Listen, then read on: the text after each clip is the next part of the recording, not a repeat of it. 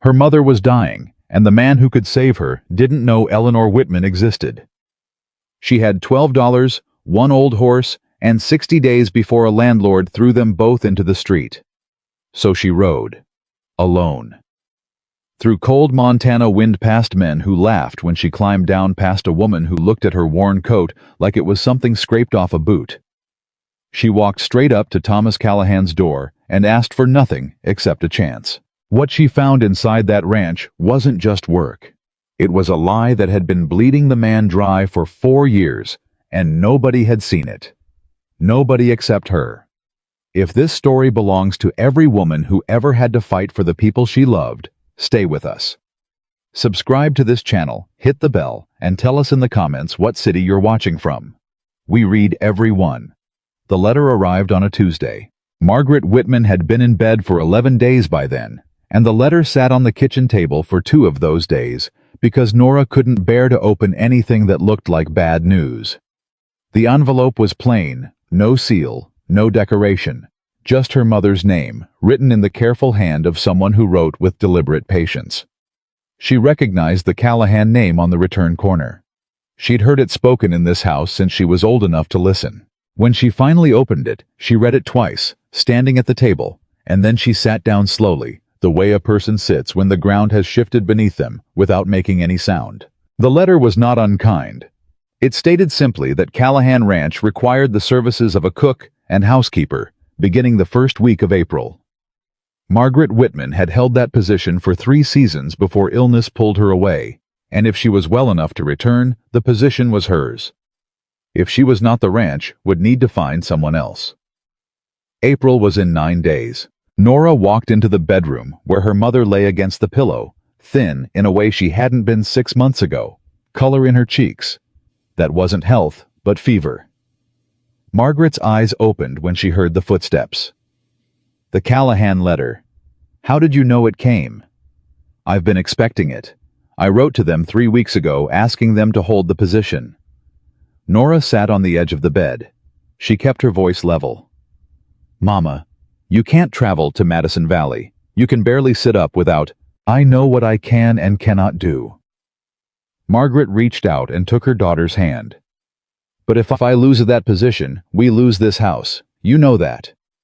The landlord, a man named Greer, who had never once extended grace to anyone in his life, had given them 60 days. 38 remained. Then I'll go. Margaret's hand tightened. Eleanor, I can cook. You taught me. I can manage a household. You taught me that too. She made herself look steady when she said it. I'll tell them you're recovering and ask if they'll consider me in your place until you're well enough to return. Thomas Callahan is not a man who accepts substitutions easily. He values what he agreed to. He does not like surprises. Then I won't surprise him. I'll present myself plainly and let him decide. Her mother looked at her for a long moment.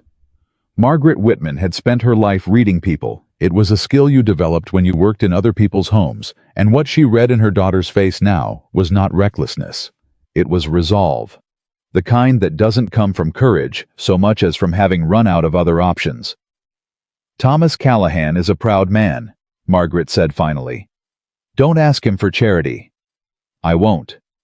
Don't apologize for being there. I won't. And Eleanor. Her mother's voice dropped to something quieter. Be careful of the people around him. A man like that draws others who want to be close to power. Not all of them are honest. Nora squeezed her mother's hand and didn't answer that one because she didn't know yet what she was riding into. She left before dawn on Thursday. The horse was old, a brown mare named Penny, who had been with the family since Nora's father was alive and who moved at a steady pace that could not be hurried by urgency alone.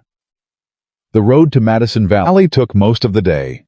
She rode through the kind of Montana spring that can't make up its mind cold 1 hour and almost warm the next, the sky switching between gray and pale blue in the time it took her to cross from one ridge to the next. She talked to Penny when no one was around to hear.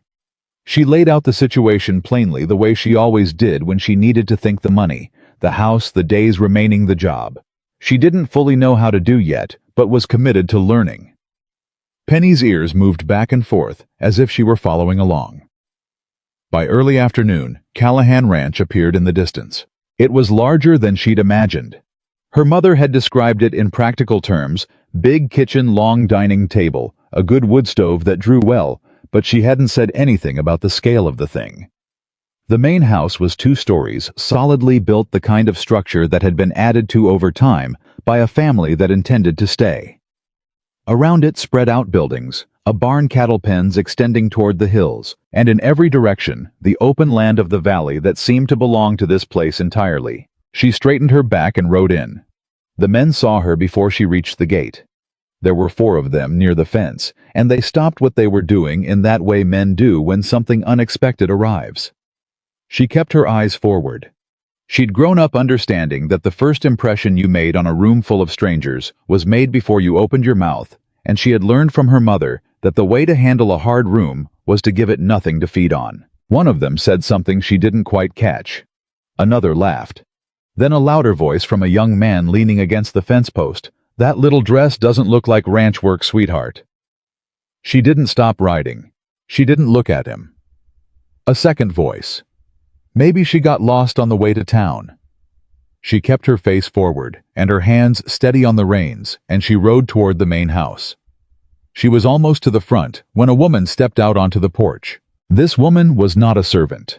Everything about her announced that clearly: the quality of her skirt, the way her hair was pinned in the style of someone who had time to arrange it carefully each morning, the slight lift of her chin that came with having been told her whole life that she was exactly where she was supposed to be. She looked at Nora the way a person looks at something that has arrived in the wrong place. "Can I help you?" The tone made it clear that helping was not what she had in mind. "I'm looking for Thomas Callahan. I have a matter to discuss with him." The woman looked her over slowly. She let her eyes travel from Nora's worn boots to her travel-dusted coat to her wind-burned face without any attempt to disguise what she was doing. "Mr. Callahan is a busy man." She smiled, thin and precise. "Some roads are not meant for everyone." The door opened before Nora could answer. A man stepped out, and the air on the porch changed. He was taller than she'd expected, broader through the shoulders, with the kind of build that comes not from effort, but from years of actual labor. His hair was dark, and his jaw was set, and he had the look of a man who had heard what had just been said, and had already formed an opinion about it. He looked at the woman first. Charlotte. Just the name. One word, flat and final. Charlotte Bellamy pressed her lips together and said nothing. Then he looked at Nora. Not the way the men at the fence had looked at her, not scanning for something to comment on. He looked at her the way you look at something when you're trying to understand it. Direct, quiet, like he was listening before she'd even spoken. "You rode a long way," he said. "Yes, sir." "State your business." She climbed down from Penny without hurrying and faced him straight. "My name is Eleanor Whitman. My mother is Margaret Whitman. She received your letter regarding the cook and housekeeper position, and she asked me to come on her behalf. She's ill and cannot travel. I've come to ask if you would consider allowing me to fill the position in her place until she recovers." He studied her. "You have her skills." She chose her words carefully. "She trained me. I won't be as fast as she is at the start, but I'll work harder than most people you've hired, and I won't complain, and I won't quit." "How old are you?" 25. "Have you worked a household this size before?" "No." She said it plainly without apology. He seemed to notice that. A silence fell over the porch. One of the men from the fence had drifted closer, pretending to check something near the water trough. Charlotte stood perfectly still, with the expression of someone waiting for a judgment they've already decided is correct. Thomas Callahan looked at Nora for another long moment, and then he said, "A person's worth is not decided by the clothes they arrive in." He looked at the men near the fence when he said it. They found other things to look at. Then he looked back at Nora. "Come inside. We'll discuss the terms." Charlotte Bellamy left before supper. Nora didn't see her go, but Abby Carter told her about it later that evening.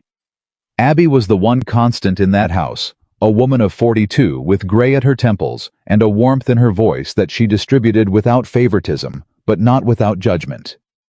She was the one who showed Nora the kitchen, the pantry, the schedule written in careful columns on a board near the stove. She didn't like it, Abby said, pulling a pot from the shelf. Miss Bellamy, she's been coming around this house for 4 years, thinking it'll eventually be hers. Will it? Abby set the pot down and considered the question honestly. Thomas Callahan is not a man who marries what's convenient. He's a man who marries what's right if he marries at all. Charlotte Bellamy has never once been right for him, but she hasn't figured that out yet. I didn't come here for anything like that. Nora meant it. I know you didn't. Abby looked at her steadily. That's what makes you interesting. The first week was brutal, in the way all honest work is brutal when you're doing it for the first time at full scale. The kitchen at Callahan Ranch served 12 men most evenings, ranch hands and hired labor, and a foreman named Walt Briggs, who took his meals separately from the others and watched everything with small, careful eyes. The quantities were different from what Nora had cooked at home. The timing was harder. The first morning she burned a batch of biscuits so thoroughly that Abby made her open all the windows and the smoke drifted across the yard and brought 2 curious cowboys to peer through the kitchen door. She didn't apologize. She made another batch. The second one was better. By the end of the week, she could manage the breakfast service without guidance, though the midday meal still challenged her. The evening meal she could do if Abby stayed close. She slept each night so deeply it was like falling into water. Charles Whitmore came to introduce himself on the third day. How was not what she expected from a ranch bookkeeper, which is to say, he was not what the word bookkeeper usually conjured, some pale hunched figure with ink-stained fingers and a sorry attitude toward daylight. Charles Whitmore was a composed man dressed with more care than the work required, with a pleasant face and an easy manner, and the kind of voice that made you feel he was paying you a particular compliment just by speaking to you directly. Miss Whitman. He extended his hand. I wanted to welcome you properly. Your mother is a remarkable woman. I hope she recovers quickly. Thank you. She shook his hand. If you have any questions about the household accounts, ordering supplies, that sort of thing, I manage all of that. Better to come to me than to bother Mr. Callahan with small matters. I appreciate that, she said. She thought nothing of it at the time. Later she would understand that this was exactly what he wanted. Joe. Thomas Callahan was not easy to read.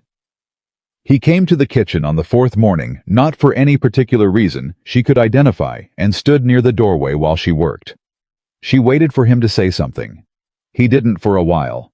He just watched her organize the morning prep, flour, salt, the heavy skillet, the fire brought up to the right heat, with the same focused attention he seemed to give to everything. Abby says you're learning fast, he said finally. Abby is generous. Abby doesn't give what she doesn't mean. Nora glanced at him over her shoulder. He was leaning against the doorframe with his arms crossed, and there was something about his expression that was not quite as closed as it usually was, like a door that had been opened an inch to let the air in. How is your mother? The question was direct and genuine, and it caught her slightly off guard. She's better than she was. I sent word this week. She asked about the wood stove. Something almost like a smile moved across his face. It's been here 30 years, outlasted everything else in this kitchen. She said it was the best she'd ever worked on.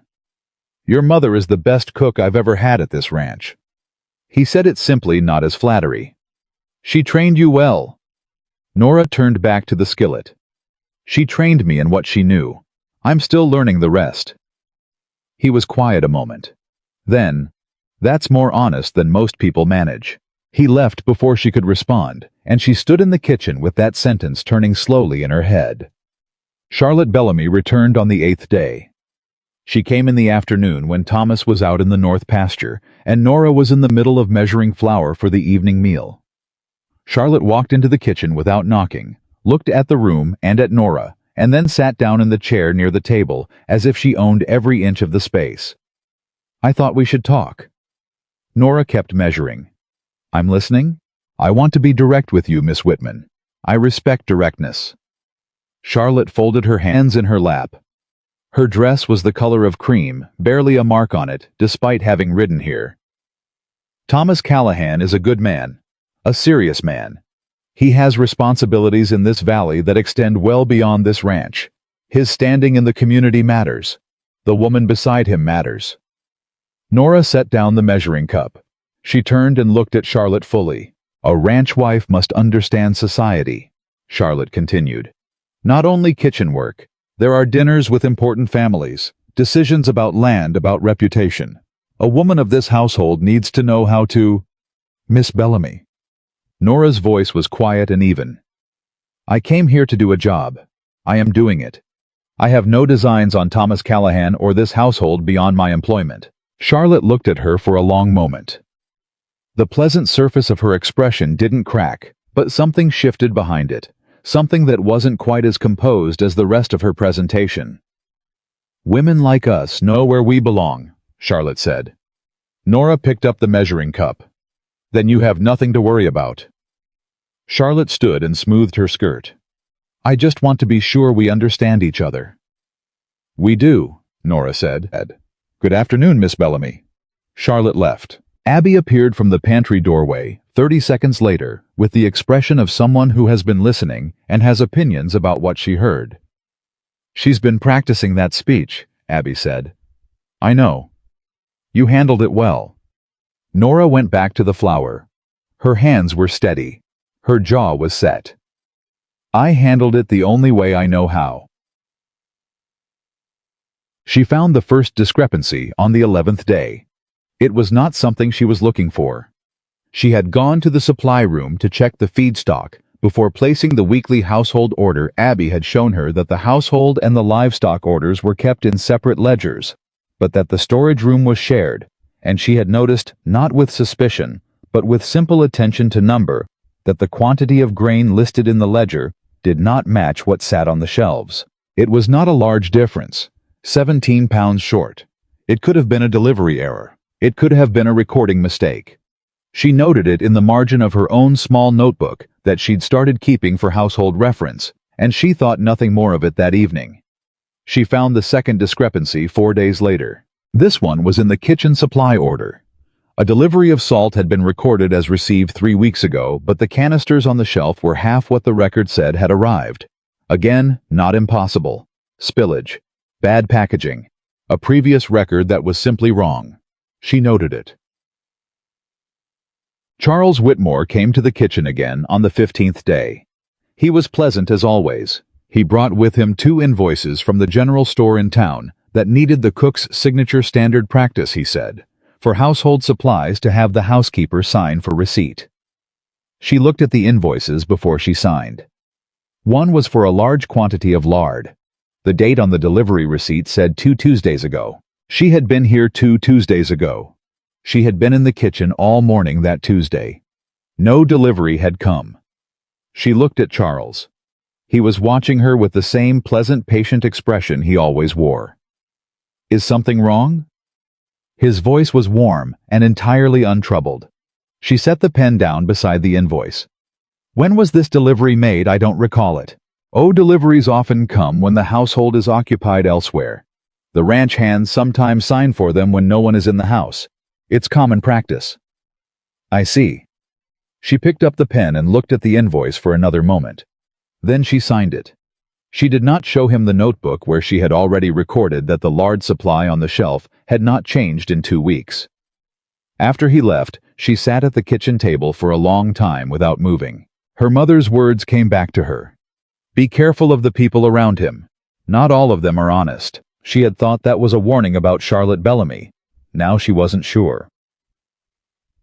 Thomas found her sitting there when he came in to wash up before supper. He stopped when he saw her expression. She looked up at him, and whatever he read in her face made him pull out the chair across from her and sit down. Tell me, he said. She hesitated. She had no proof. Not yet. What she had were numbers that didn't match and a signature she'd given on a document she couldn't fully verify, and the memory of a man's voice, smooth as river water, telling her not to worry about it. How long has Charles Whitmore been managing your accounts? She asked. He looked at her carefully. 15 years. He worked for my father before me. And in that time, has anyone else looked at the ledgers? The question landed quietly between them. She watched him process it. She watched the stillness settle over him that comes before a man either dismisses something or decides to take it seriously. "What did you find?" His voice was flat. "Not angry. Not yet. Nothing I can prove yet." She met his eyes. "But I want to keep looking. And I'd ask you, please don't say anything to him. Not until I know more." A long silence. Then Thomas Callahan said, "All right. Just that. 2 words." And she understood from the weight of them that he was giving her something that did not come easily to him. Patience. Trust provisional and careful extended on instinct to a woman who had been in his house for 15 days and had already without quite meaning to begun to matter. That night, Nora sat at the small desk in her room, a room the size of a large closet, but private, and her own, and opened her notebook. She wrote down every discrepancy she had noticed. The grain, the salt, the lard. 3 separate instances, all small enough to explain away, all pointed in the same direction. She wrote them in neat columns the way her mother had taught her to keep accounts, and she looked at what the columns said when she added them up, and she felt something cold settle into her chest. This was not carelessness. This was a pattern. She closed the notebook and set it under the mattress and lay down in the dark and listened to the sounds of the ranch settling into night. The cattle distant, the wind against the walls. Somewhere a door that wasn't quite latched, swinging gently open and shut, and she made herself breathe slowly, and she thought about what she was going to do next. She was 25 years old. She had ridden here on an old horse in a worn coat to save her mother's job. She had not come here to dismantle a conspiracy or expose a man who had spent 15 years building a net of small deceits around the closest thing he had to a friend. But she had not come here to look away from what was true either. Her father had told her once when she was very small that a person only gets to choose who they are once in the moments when it costs something. After that, the choice is already made. She pressed her hand flat against the mattress above the notebook. She was not going to look away. She was going to need more. She was going to need to be careful. She was going to need to move slowly and document everything and not give Charles Whitmore the slightest reason to look at her with anything other than his pleasant, untroubled smile. And she was going to need Thomas Callahan to trust her long enough to let her finish. Outside, the Montana night was cold and enormous, and somewhere out in the dark across the open land of Madison Valley, the truth was lying in a ledger, waiting for someone patient enough to find it. Nora Whitman had ridden a long way on an old horse for her mother. She was not going to stop now. The notebook stayed under the mattress for 3 more days, not because Nora had stopped looking, but because she had learned watching her mother work in other people's houses all those years, that the worst thing you could do when you suspected something was move too fast. People who moved too fast made noise. People who made noise gave warning. And Charles Whitmore was not a man who needed much warning. He had spent 15 years learning how this ranch breathed, how it kept its records, and exactly how much room existed between what was written down and what was true. She needed more than 3 discrepancies. She needed a pattern so clear that even a man who had trusted Charles for 15 years couldn't argue with it. So she kept cooking. She kept learning the kitchen. She let Abby teach her the rhythm of the household when supplies ran low, which vendors delivered on which days, which ranch hands ate more than the others, and needed larger portions accounted for.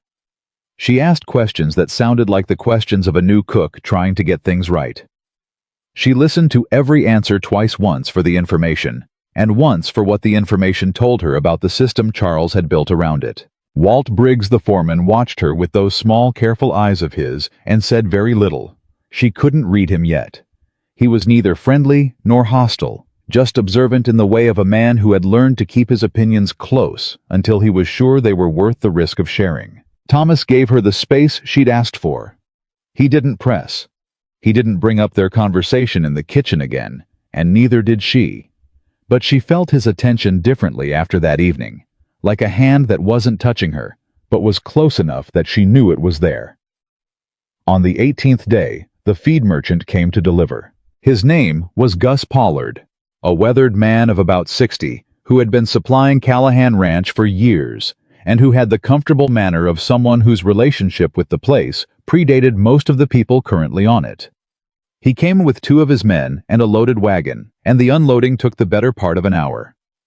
Nora watched from the kitchen doorway while Charles moved between the wagon and the supply barn, clipboard in hand, making notes with his careful pen. When the delivery was done, Charles took the receipt inside. Nora walked out to Gus Pollard before he climbed back onto the wagon. "Mr. Pollard." She kept her voice pleasant and casual, the voice of a new employee making conversation. "I'm still learning the supply schedule. How often do you typically deliver to the ranch?" Gus scratched the back of his neck. "Twice monthly for the livestock feed, monthly for the household supplies unless something runs short. And the quantities, do they vary much season to season?" "Some. Spring's heavy because of new stock. Winter you pull back." He looked at her with mild curiosity. "Something wrong with the order?" No, just getting my bearings." She smiled. "My mother always said Callahan Ranch kept the most reliable schedule of any household she'd worked for. I'm trying to live up to that." Gus nodded with the simple satisfaction of a man whose reputation for reliability had just been confirmed. "Your mother's Margaret Whitman, good woman. Hope she's on the mend." "She's improving, thank you."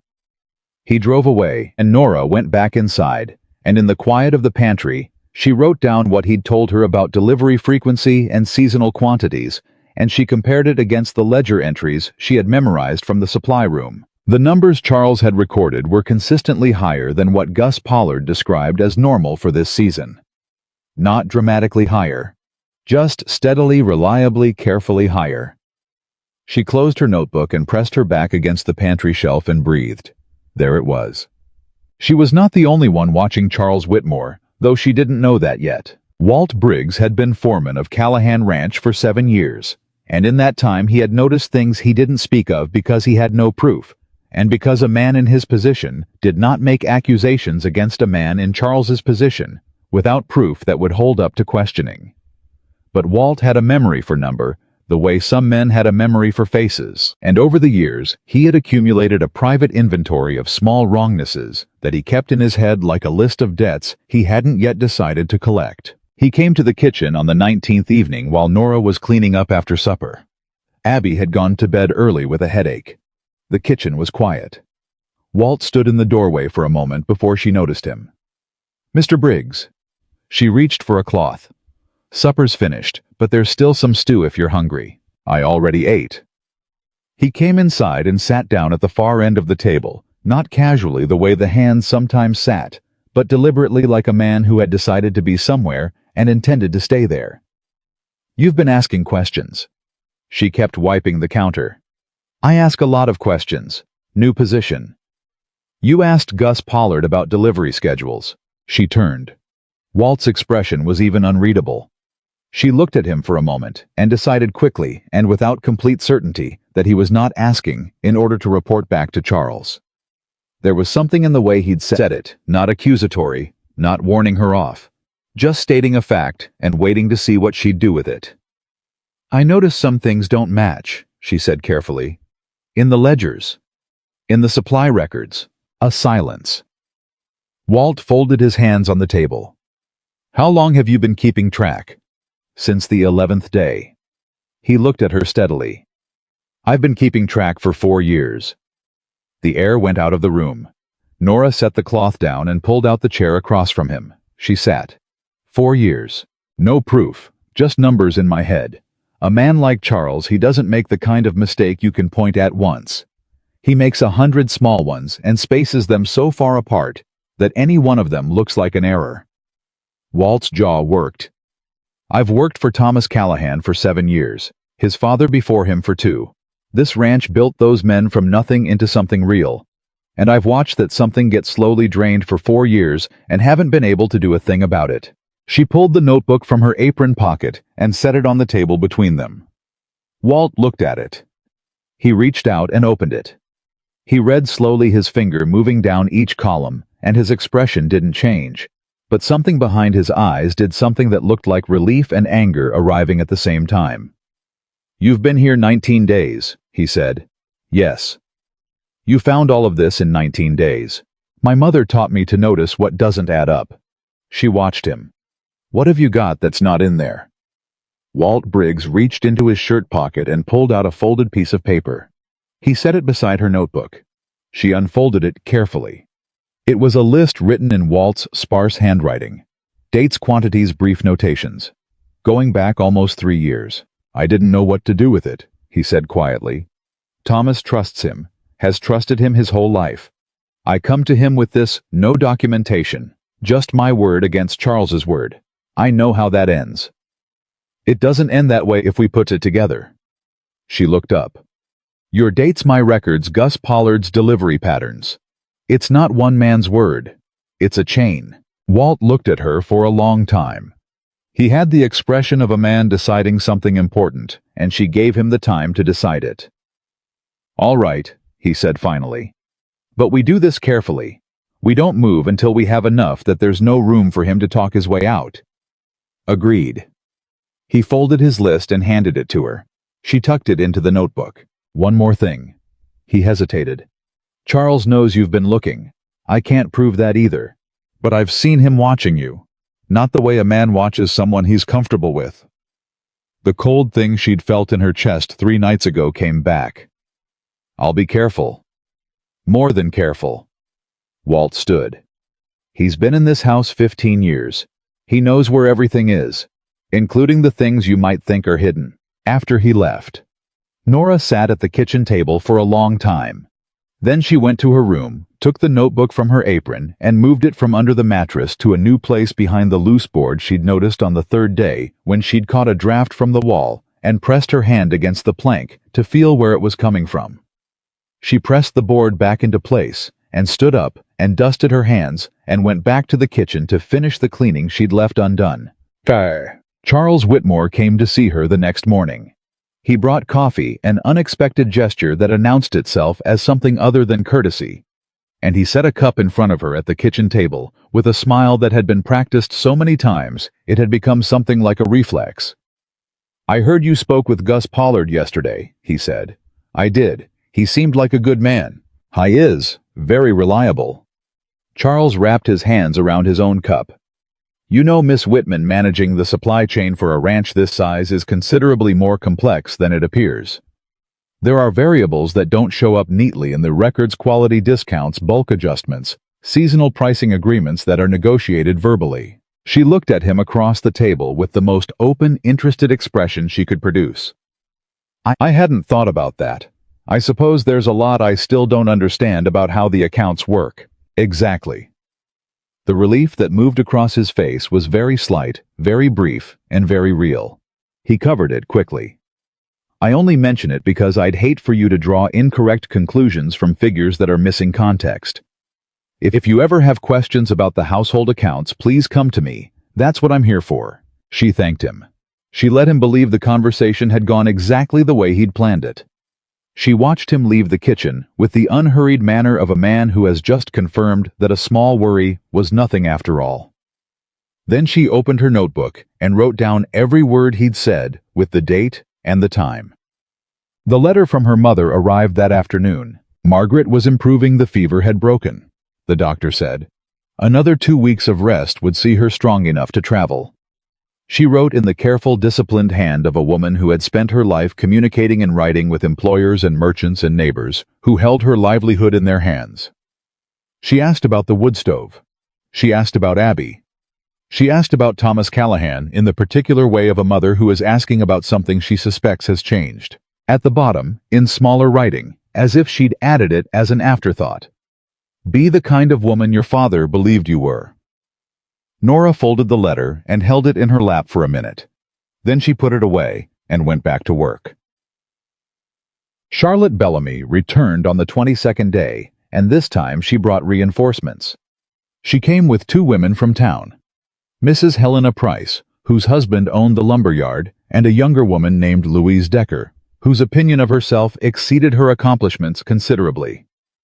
They arrived mid-morning ostensibly to call on Thomas, and were redirected to the sitting room where Charlotte clearly intended to hold court. Nora learned of their presence when one of the ranch hands put his head into the kitchen and said that the ladies were asking for tea. She made tea. She brought it to the sitting room on a tray. Charlotte was already speaking when Nora entered, her voice pitched at the particular volume that is meant to be heard by someone just outside the room or just inside it carrying a tray. It's good of Thomas to give her a chance, of course. But you have to wonder, a young woman alone riding herself to a man's ranch. In our grandmother's day, there would have been a great deal said about that. Mrs. Price made a sound of considered agreement. And she is pretty enough, Charlotte continued. In a plain sort of way. One has to hope she's not taking advantage of his good nature. Louise Decker caught sight of Nora in the doorway and went slightly pink. Nora set the tray down on the side table. She arranged the cups without rushing. She was aware of the silence in the room and of Charlotte's particular stillness, the kind that comes when you've just realized the person you were talking about is in the room. She straightened and looked at Charlotte directly. "Will there be anything else, Miss Bellamy?" A beat of silence. Charlotte recovered with the practiced grace of a woman who had been trained since childhood to handle social awkwardness without displaying it. "That will be all, Miss Whitman. Thank you." Nora walked out. She went back to the kitchen. She put her hands flat on the counter and breathed through her nose for 30 seconds, and did not allow herself to feel humiliated, because humiliation required accepting someone else's assessment of your value, and she had decided a long time ago not to accept assessments from people whose only credential was that they'd been born into more comfortable circumstances. Abby was watching her from the pantry doorway. "I know," Nora said before she could speak. "She does that," Abby said. "She's done it to every woman who's spent more than a week in this house. The last cook before your mother. The woman who did the laundry. Anyone who gets close enough that Charlotte feels the border of her territory being tested." Her territory. Nora picked up the flour scoop. Thomas Callahan is not her territory. No, but she doesn't know that yet. The tea things came back unwashed at the end of the visit. Nora washed them herself without comment. Thomas came to the kitchen that evening. He'd been out all day, some problem with the fence in the northern section that had required his presence, and he came in with mud on his boots and tiredness in the set of his shoulders. He poured himself water from the pitcher on the counter and stood there drinking it while Nora moved around him, finishing the last of the cleanup. "Charlotte was here today," he said. "Yes, I heard." He set the glass down. Something in his voice had an edge she hadn't heard before. Not anger exactly, but a weariness that went deeper than a long day outdoors. "What she said in the sitting room." Nora kept moving. "It's of no consequence. It's of consequence to me." He turned to face her, and she stopped moving because something in the directness of his attention demanded it. "I run this ranch. I make decisions about who is on it and why. What Charlotte Bellamy thinks about those decisions is her concern. What she says about the people who work here, that's mine." She looked at him. His jaw was set, and his eyes were steady, and he looked like a man who had been carrying something for a long time and had decided to set part of it down. "You don't owe me a defense," she said. "I'm not defending you. You don't need defending." He picked up the glass again. "I'm telling you what I should have told Charlotte a long time ago, that she does not speak for this household, and she does not make decisions about who belongs in it." Nora was quiet for a moment. Outside, the wind had picked up and pressed against the kitchen walls. Somewhere in the barn, one of the horses shifted and stamped. "Why haven't you told her before?" It was a direct question, and she asked it directly. He was quiet long enough that she thought he might not answer. Then, because telling Charlotte something she doesn't want to hear requires having a clear enough idea of what you do want. And I've spent 4 years not being clear on that. He left before she could respond, and this time she didn't stand at the table thinking about what he'd said. She went to her room, took out the notebook, and added to the list. Not discrepancies, not numbers, just the words he'd used. She wasn't sure why. She put the notebook back behind the loose board and lay down and was asleep before she'd finished her next thought. On the 25th day, Charles Whitmore made his first real mistake. It wasn't obvious. It wouldn't have been obvious to most people. But Nora had spent 25 days building a map of this ranch's supply rhythm, and she felt the error, the way you feel a step that's slightly shorter than the rest. Not enough to fall, but enough to know something is wrong. A delivery came from the grain merchant in town, a man named Porter, who supplied 3 ranches in the valley. The delivery was recorded in Charles's ledger as 120 pounds of oats. Nora happened to be in the supply barn when the bags were stacked, and she happened to count them because counting things had become a habit she couldn't stop. There were 9 bags. Standard weight on Porter's bags was 12 pounds each. 108 pounds. Charles had written 120. 12 pounds missing. On a single delivery. That was not the mistake. Supply errors happen. Bags can be short. This alone proved nothing. The mistake was what Charles did next. He came to the supply barn 2 hours after the delivery, when he thought no one was there, and he made a notation in the secondary record book, the one kept for the ranch's internal accounting separate from the main ledger. He crossed out a number and wrote a new one. He did it quickly with confidence, with the ease of a man who has done the same thing many times in the same place. He didn't see Nora in the back of the barn. She was there because she'd gone to check the grain bags again. She was standing in the shadow behind the stacked feed sacks when Charles came in, and she stayed absolutely still, and she watched him alter the record. I was adjusting both figures, not just the number of bags, but also a separate column that tracked the cumulative shortfall that he had apparently been recording somewhere. He was balancing his private account against the ranch's official one. He was keeping 2 sets of books, one for Thomas, one for himself. Nora did not move. She did not breathe more than she had to. She watched Charles finish his notations, close the record book, and walk out of the barn with exactly the same composed, unhurried manner that he brought to every interaction. She counted to 100 after the door closed. Then she walked to the record book. She opened it to the page he'd been writing on and read every figure on it, carefully committing them to memory, because she didn't dare stay long enough to copy them. Then she went back to the kitchen, sat down at the table, and wrote down everything she'd seen, and everything she'd memorized, before a single detail could fade. Walt Briggs found her still at the table 20 minutes later. He read what she'd written.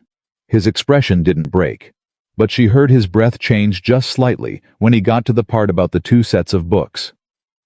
"He's been running a shadow ledger," Walt said. "Yes." "For how long?" "I don't know, but the column he was adjusting had a lot of entries. It wasn't new." Walt set the notebook down on the table. He pressed his hand flat on it, the gesture of a man who has just seen something he can't unsee and is deciding what to do with it. "We need the ledger itself. We can't do anything with memory." "I know." She'd already been thinking about this. "He keeps it in the supply barn, on the shelf behind the door. He didn't take it with him." "If we take it, we don't take it. We document it. I need paper and time and someone to stand watch." Walt looked at her. He looked at her the way he'd looked at her the night he'd handed her his list, with the cautious respect of a man reassessing something he thought he understood. "You've done this before. I've never done anything like this before in my life." She said it plainly. "But my mother kept every record of every household she ever worked for, in case she needed to defend herself. She taught me that you don't take what isn't yours, but you always document what you've seen." Walt stood. "Tonight, after dark. I'll stand watch outside. You'll have 20 minutes at most." She nodded. "And Miss Whitman." He picked up his hat from the table. "Whatever happens after Thomas is going to need time. Finding out that someone you've trusted your whole life has been robbing you is not the same as any other kind of bad news. Don't expect him to be grateful right away." She hadn't expected gratitude at all. She was doing this because it was right, and because the ranch that her mother had cared for, and that Thomas Callahan had spent his life building, was being quietly emptied from the inside, and no one else was in a position to stop it. "I know," she said. Walt left.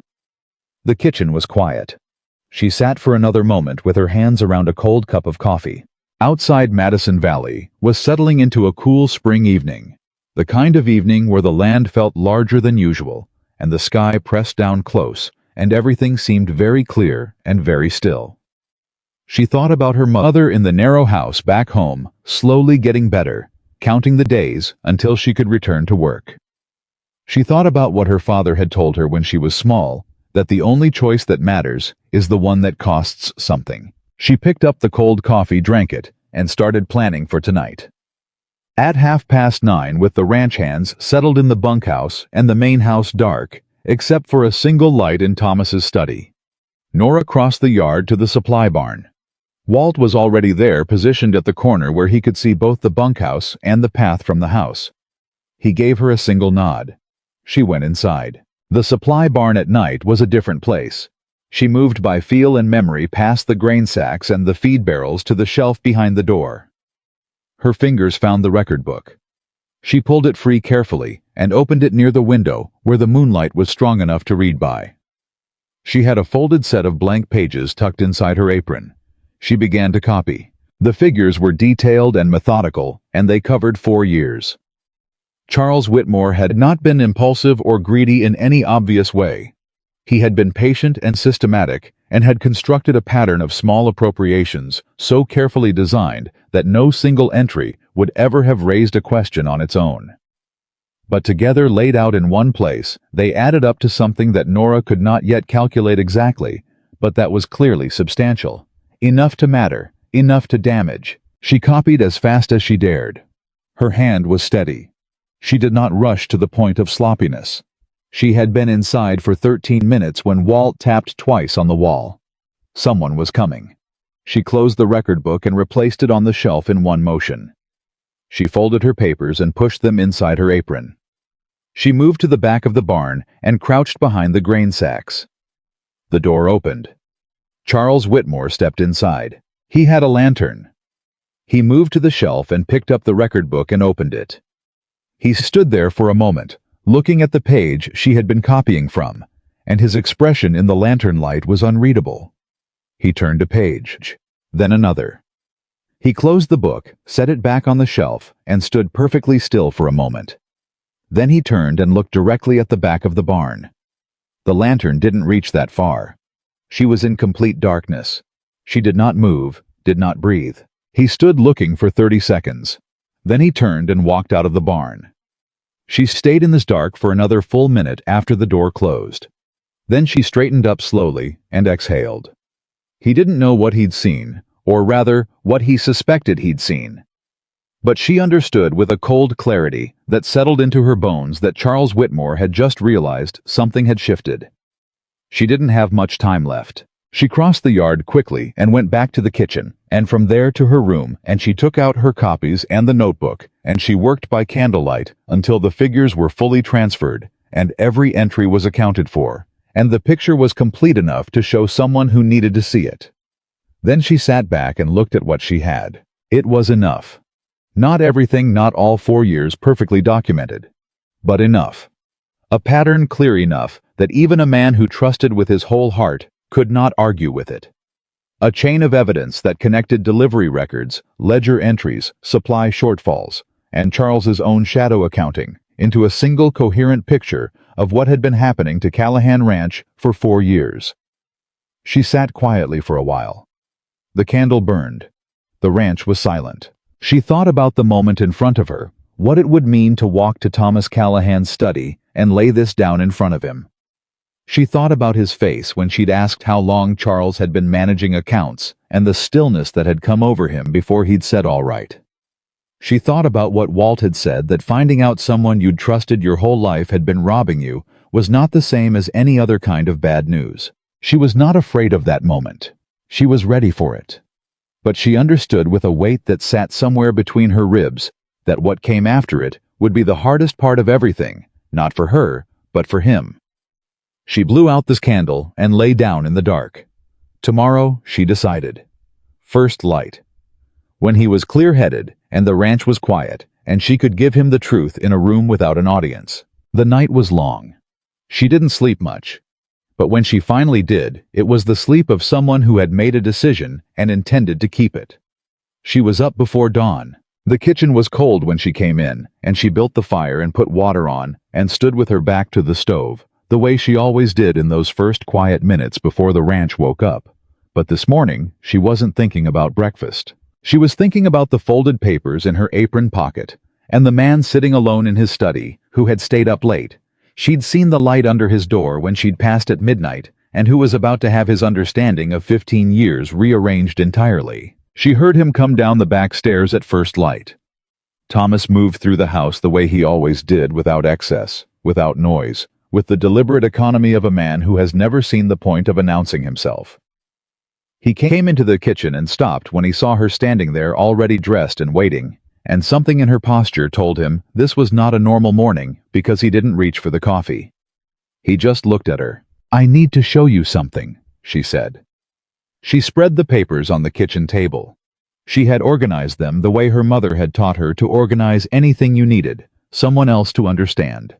Clearest evidence first, supporting detail after conclusions last. She didn't speak while he read. She stood to the side and let the numbers do what she couldn't do with words. He read slowly. He read the way he did everything with complete attention, not rushing. She watched his face and saw nothing change on the surface of it, and that told her more than if he'd reacted immediately. A man who keeps everything that's still in the face of something this bad has learned to do so at considerable cost. He got to the last page. He set it down. A long silence. 4 years, he said. Not a question, at least. Walt has had observations going back further. His notes are included at the back. Thomas didn't look at the back. He looked at the table. Then he looked up at her, and for the first time since she'd arrived at this ranch, she saw something in his face that wasn't composure. It was the look of a man who has just felt the floor shift under him and is deciding whether to brace or fall. "He worked for my father."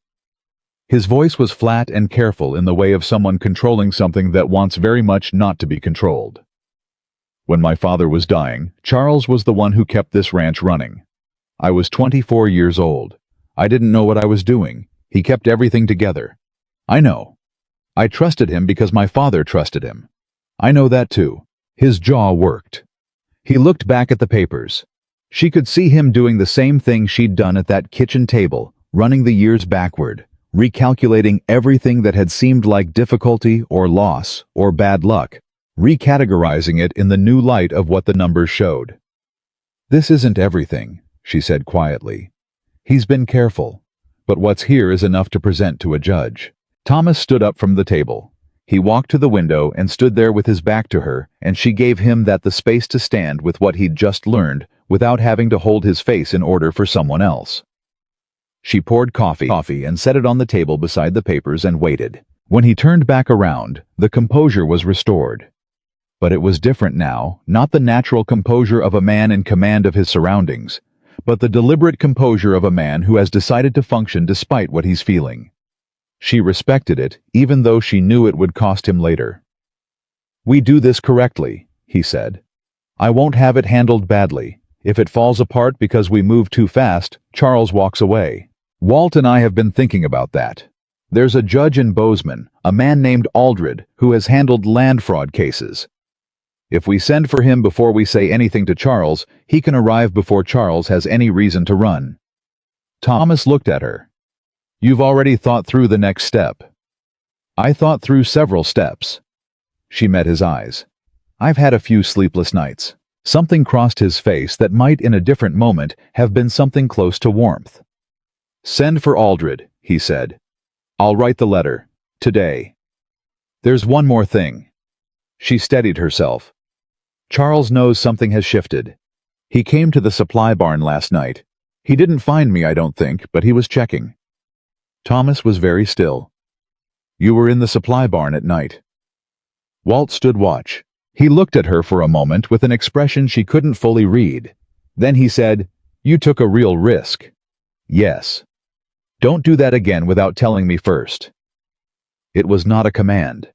It was the voice of a man who had just understood that someone he was beginning to rely on had been in danger, and who was asking, not ordering, that she share that weight with him instead of carrying it alone. She understood the difference. "All right," she said. I took the papers and went to his study. She started breakfast. Charles Whitmore came to breakfast that morning with his usual pleasant composure, and nothing in Thomas's manner gave him the slightest indication that anything had changed. Thomas ate. He talked about the north fence. He asked Walt about the cattle rotation. He refilled his coffee and discussed the spring market prices with a foreman who managed to discuss them back without once glancing in Nora's direction. Nora served the meal and cleared the plates and kept her face exactly as neutral as she kept it every morning. But she watched Charles. He was watching her back. Subtly, the way he did everything with a precision that didn't announce itself. He tracked where she went in the room, and twice she caught him looking at her apron pocket, and she understood that he was trying to determine whether she had taken anything from the supply barn. Whether she was a threat that needed to be managed. He had decided something. She could see it in the particular stillness around his eyes, the slightly different quality of his pleasantness. He had moved from observation into planning. She needed the judge to arrive before whatever he was planning reached its next stage. The letter went out with the morning rider. Thomas gave no explanation for why a letter needed to reach Bozeman urgently, and no one on the ranch asked, because Thomas Callahan did not explain his correspondence to anyone. 3 days, the rider estimated. Maybe 4. Nora had 3 or 4 days to keep everything looking exactly as it had looked the day before Charles Whitmore had gone to the supply barn at night and stood in the lantern light studying a shelf. Charlotte chose this moment to come back. She arrived on the second day of waiting, and this time she didn't come to the sitting room. She came to the kitchen, which was either a calculated change of strategy or a significant loss of patience. Nora couldn't decide which, and suspected it was both. Charlotte stood in the kitchen doorway, while Nora rolled dough for the evening meal. "I'd like to speak with you." "I'm listening." She didn't stop rolling. Charlotte came inside and closed the kitchen door. This was new. This was not the composed public performance of their previous conversations. Whatever Charlotte had come to say today, she had decided to say it without an audience. "I know you went through the supply records," Charlotte said. "Charles told me." Nora's hands kept moving. She kept her face down toward the dough. "Charles told you. He's concerned. He thinks you've been looking for ways to undermine him, that you're ambitious beyond your position, and you've decided he's in your way." She looked up now. Charlotte's face was hard to read. There was the familiar controlled presentation, but underneath it, something that looked less like malice and more like genuine distress. Like a woman who had been given information she couldn't entirely verify and wasn't entirely sure what to do with. "And you believed him," Nora said. "I don't know what I believe." Charlotte's hands twisted together at her waist, the first unguarded physical gesture Nora had ever seen from her. "But I know that Thomas trusts Charles.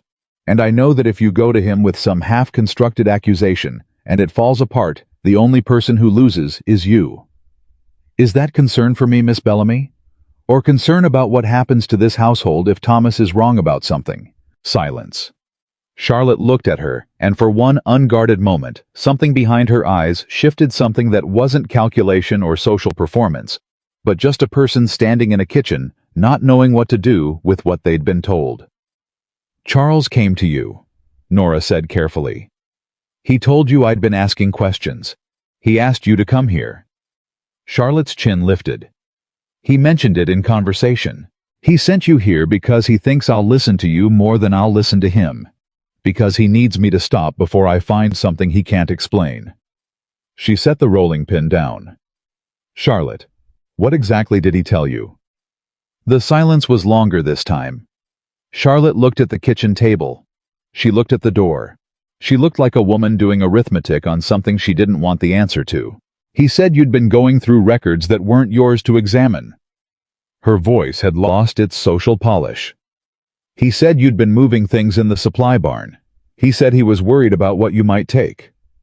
"What I might take," Nora repeated slowly. She watched the shift happen in Charlotte's face.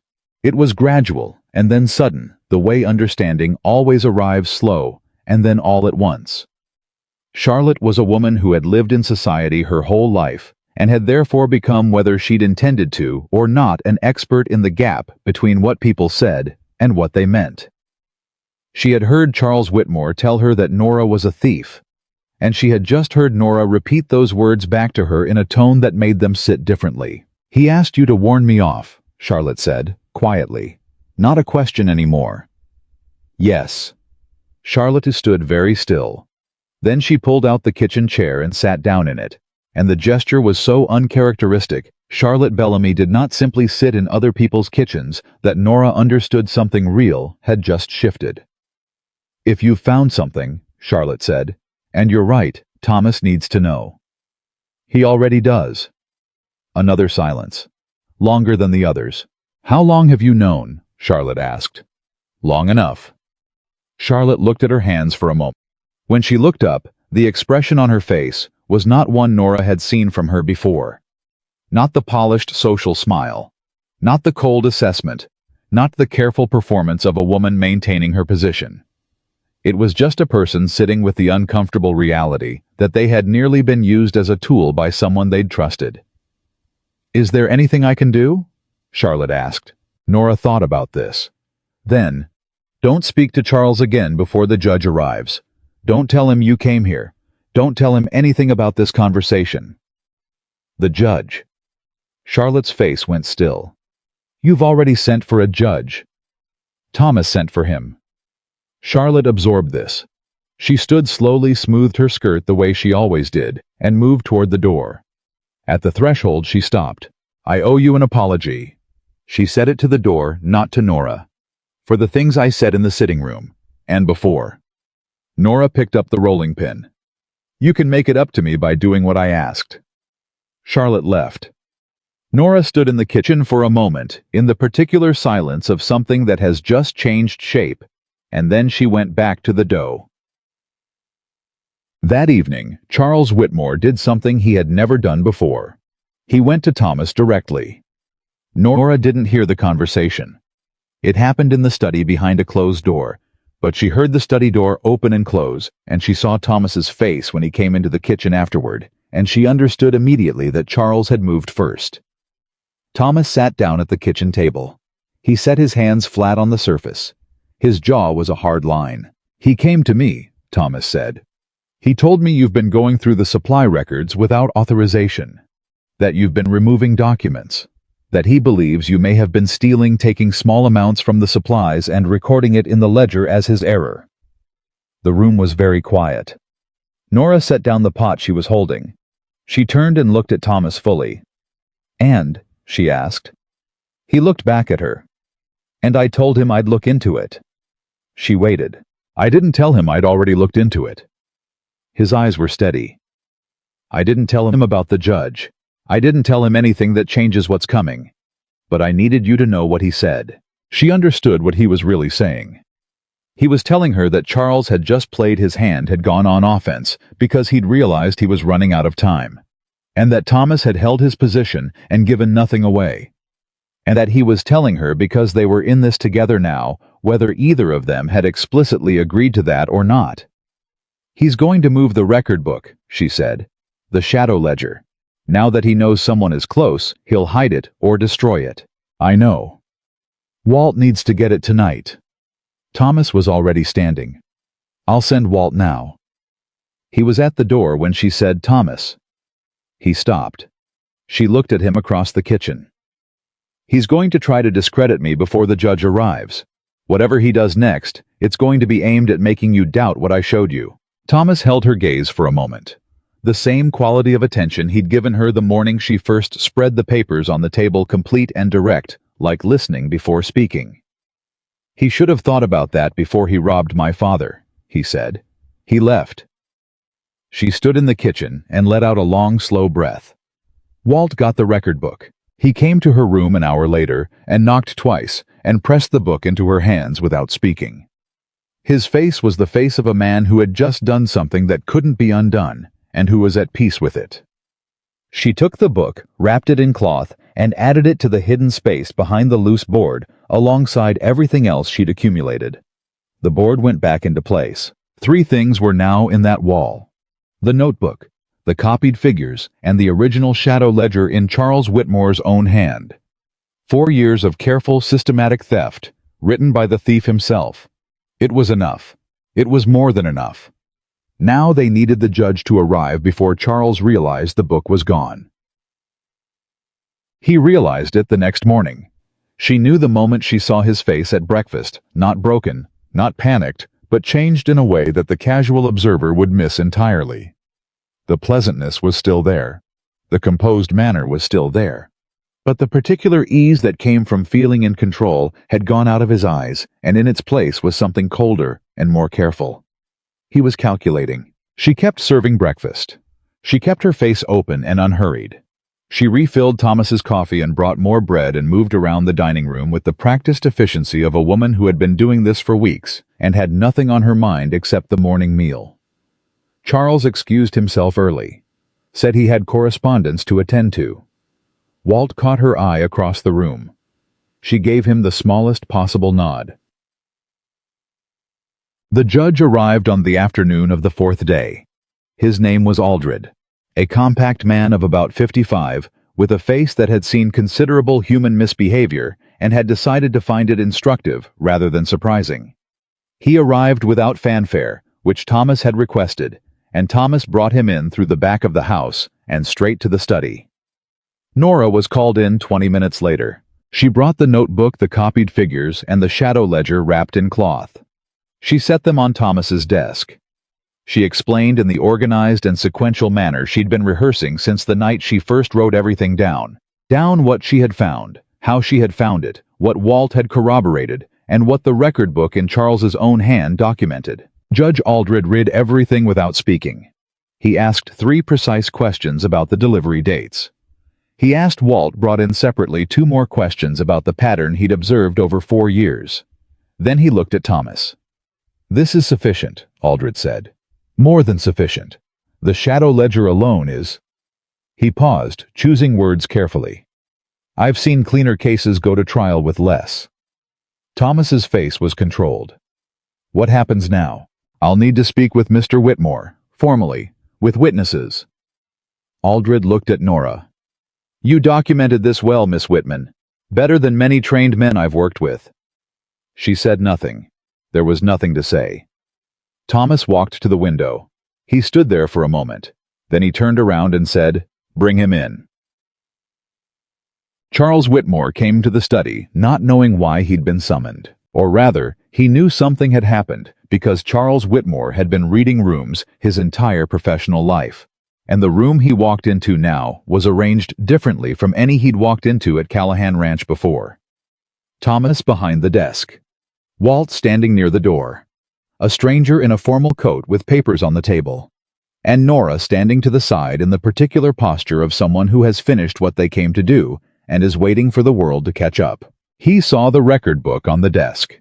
His face didn't break.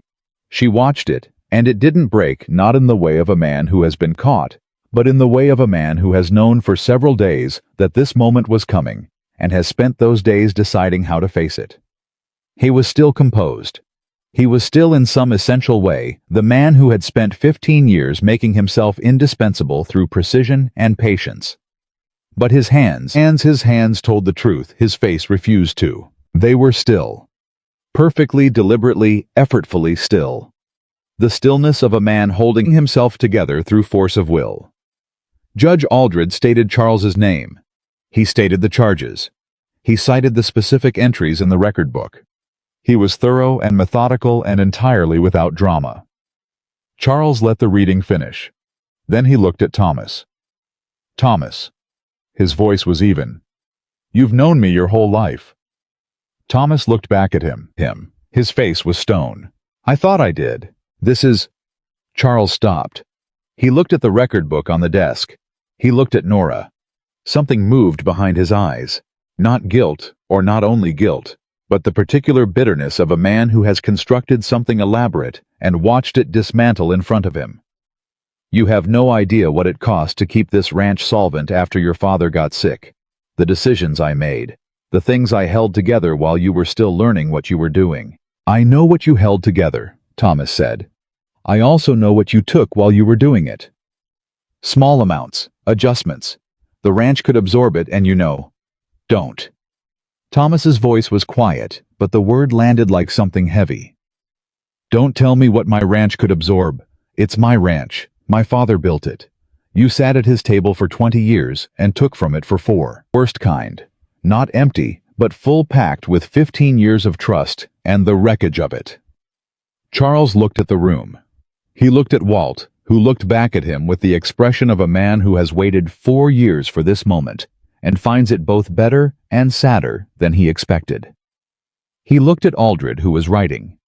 He looked at Nora last, and his gaze stayed on her longest, not with anger, but with something she hadn't expected. Recognition. He recognized what she had done and how she had done it, and on some level that existed beneath his self-interest and his rationalizations, he understood that it had been done correctly. He looked away. "I'll cooperate fully," he said. The composure was intact. The fight was gone. Judge Aldred nodded and continued writing. Thomas stood very still behind his desk. Nora stayed where she was. Walt opened the study door, and two men came in from the hall riders. Thomas had positioned there before the meeting began, and Charles Whitmore walked out of the study between them without looking back. The door closed. Thomas stood at his desk for a long moment after the sound of footsteps faded. He put both hands on the edge of the desk and leaned on them just slightly, like a man who has been holding himself straight for a very long time and needs one moment to let something go. Nora started to step toward the door to give him the room. "Don't." He didn't look up. "Don't go yet." She stopped. She waited. He straightened up. He picked up the shadow ledger and held it for a moment with both hands, the way you hold something that represents a damage you're still calculating the full size of. Then he set it back on the desk. "How did you know?" he asked. "The first time. You'd been here 11 days. I grew up counting things I couldn't afford to replace. You learn to notice when numbers are wrong." He looked at her. "That's not something most people would say. Most people didn't grow up the way I did." Something in his expression shifted. Not pity, she knew his face well enough now to know it wasn't that. Something quieter. Something that had the quality of one person truly seeing another and finding in what they see something that matters. "Your mother," he said. "When she's well enough to travel, there's a place here for her. For as long as she wants it." Nora's throat tightened. She hadn't expected that. She'd managed to keep herself composed through everything, the nights in the supply barn, the confrontation with Charlotte, the moment the study door had closed on Charles Whitmore. But that sentence said in that quiet voice in this room hit somewhere she'd been keeping carefully protected. "Thank you," she said. And then, because she was her mother's daughter and her mother had taught her never to accept what you hadn't earned, she'll earn it. "I know she will." He paused. "So will you." She left the study before her composure could betray her further, and she walked down the hall to the kitchen and stood at the counter with her hands pressed flat on the wood and breathed and felt something she hadn't felt in a very long time, the particular relief of a weight that had been set down. The morning had started one way and ended another, the way mornings do when something that has been building for a long time finally arrives. Charles Whitmore's pleasant, careful face was no longer at the breakfast table. The shadow ledger was in Judge Aldred's hands. 4 years of small patient theft had been laid bare. And somewhere in the study, Thomas Callahan was sitting alone with 15 years of trust, and what remained of it doing the kind of accounting that no ledger can hold. Abby found her in the kitchen 10 minutes later. She looked at Nora's face and asked no questions. She simply picked up the coffee pot and poured 2 cups and set one in front of Nora and sat down across from her. They sat like that for a while. The ranch sounds came in through the walls, the ordinary sounds of a place going on with its work, indifferent to the earthquake that had just moved through the study. Cattle in the distance. Wind. Boots on the yard outside. "Is it done?" Abby asked finally. "The legal part." Nora wrapped her hands around the cup. "The rest takes longer." Abby nodded. She understood the rest. Outside, Madison Valley was moving into the full open warmth of a Montana spring afternoon, and the ranch that Thomas Callahan's father had built from open land was still standing still, working, still turning on its daily axis. A little lighter now, Nora thought, by the weight of what had finally been removed from it. She drank the coffee. She started thinking about supper. What she hadn't accounted for was what Charles would do after the initial composure failed. It failed 3 hours later, when the reality of what was coming finished working its way through the rationalizations he'd built up over 4 years. Aldred had left with the documents and 2 sworn statements, but Charles was still on the ranch until morning, practical matter of distance and travel. And by late afternoon, he had apparently made a decision about how to spend his remaining hours at Callahan Ranch. He went to every man on the payroll individually. She didn't know this until Walt came to find her as she was setting the evening table. Walt's face was different from how it usually looked. Tighter around the jaw, with the controlled urgency of a man who needed to say something fast. "He's talking to the hands," Walt said quietly. "Telling them you fabricated the records, that you planted the ledger, that Thomas is in a bad state over a woman he barely knows and has let her destroy a loyal man's reputation."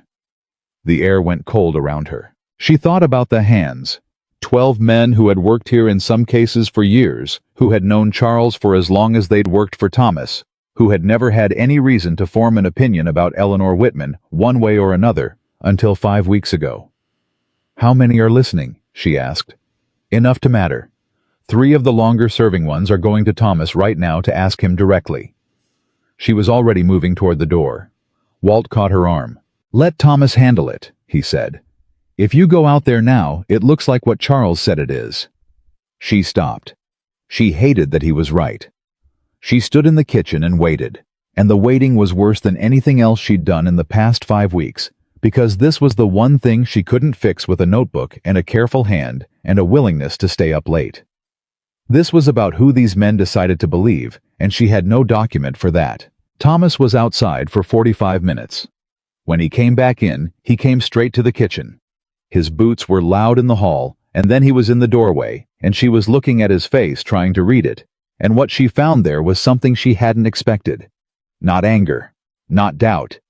Exhaustion, and underneath it something solid, the particular solidity of a man who has said what he believed and is prepared to live with the consequence of it. "I told them the truth," he said. "All of it. What I found, how I found it, who helped me find it." He came to the table and sat down. He looked like the day had cost him the last of his reserve. 3 of them are leaving. They've worked with Charles long enough that they can't separate the man from the situation. I understand that. The rest are staying. "I'm sorry," she said.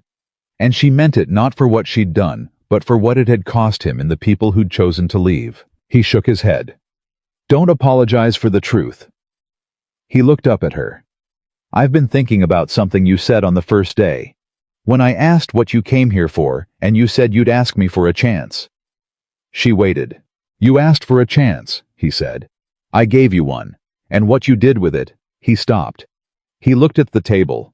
He was not a man who found it easy to say the next thing, and she could see him making himself say it anyway. "You could have looked away. A lot of people would have. It wasn't your ranch. It wasn't your family. You had everything to lose and nothing obvious to gain." "My mother works here," she said quietly. "That made it mine too." He looked up at her again, with that expression she was learning to recognize, the one that wasn't quite open, but was further open than it had been a day before. The door swinging a little wider each time. "Stay," he said. "Not because of your mother. Because I'm asking you to." The kitchen held that sentence for a moment. Outside, the last of the spring light was leaving the valley in that long, slow way it does when a day has been longer than most. She looked at Thomas Callahan, sitting at her kitchen table, asking her something he had clearly not planned to ask today, and possibly had not planned to ask at all. He looked like a man who had spent the day being broken open, and had found in the broken open place enough room to say an honest thing. "All right," she said. Not because she needed a place to stay. Not because the position offered security, or because Thomas Callahan was a powerful man in Madison Valley, or because saying yes was easier than saying no. Because all right was the honest answer, and she was her mother's daughter, and she had never once in her life said anything she didn't mean. The morning after, Charles Whitmore left Callahan Ranch. Nora woke before the alarm of her own body had become routine and lay in the dark for a moment longer than usual, listening to the quiet. It was a different quiet from the one she'd known 5 weeks ago when she'd first arrived, and every sound in this house was unfamiliar. Now she knew the particular creak of the back stairs when Thomas came down at first light, the sound the kitchen fire made when it caught well, versus when it needed coaxing, the difference between the wind against the east wall and the west. She knew this house the way you come to know a place when you've worked inside it with full attention, not just where things were, but how they breathed. She got up. She built the fire. She started the coffee. Thomas came down at his usual time and stopped in the kitchen doorway, the same way he always did. But this morning, instead of moving past her toward the door, he stayed. "How are you?" he asked, directly, like a man who had decided that certain courtesies were no longer adequate. She looked at him over her shoulder. "Better than I expected to be." "And your hands?" She looked down at her hands, the right one slightly cramped from hours of writing in the supply barn. She hadn't mentioned that. "Fine." "You wrote for a long time that night." "Long enough." He poured his own coffee and stood at this counter instead of taking it with him. This too was new. Before the study meeting, Thomas had treated the kitchen as a place to pass through. Now he seemed to be allowing himself to stay in it. "Judge Aldred will be filing with the territorial court this week," he said. "The case will take time to move through the system. 6 months, possibly more. Charles will have representation. It won't be clean or fast." She'd expected this. Will he try to counter the evidence? His attorney will try, but the ledger is in his own hand, and Aldred is not a man who loses cases he builds carefully. He set the cup down. "I want you to know whatever happens in that courtroom, what you did here is already finished. The outcome of the trial doesn't change what you found or how you found it." She understood what he was really saying. He was telling her that her position here was not contingent on a verdict, that he'd already settled in his own accounting what she had contributed and what it was worth. She accepted this the way she accepted everything he gave her directly, without deflection, without excessive gratitude. "Thank you," she said. He picked up the coffee and finally moved toward the door.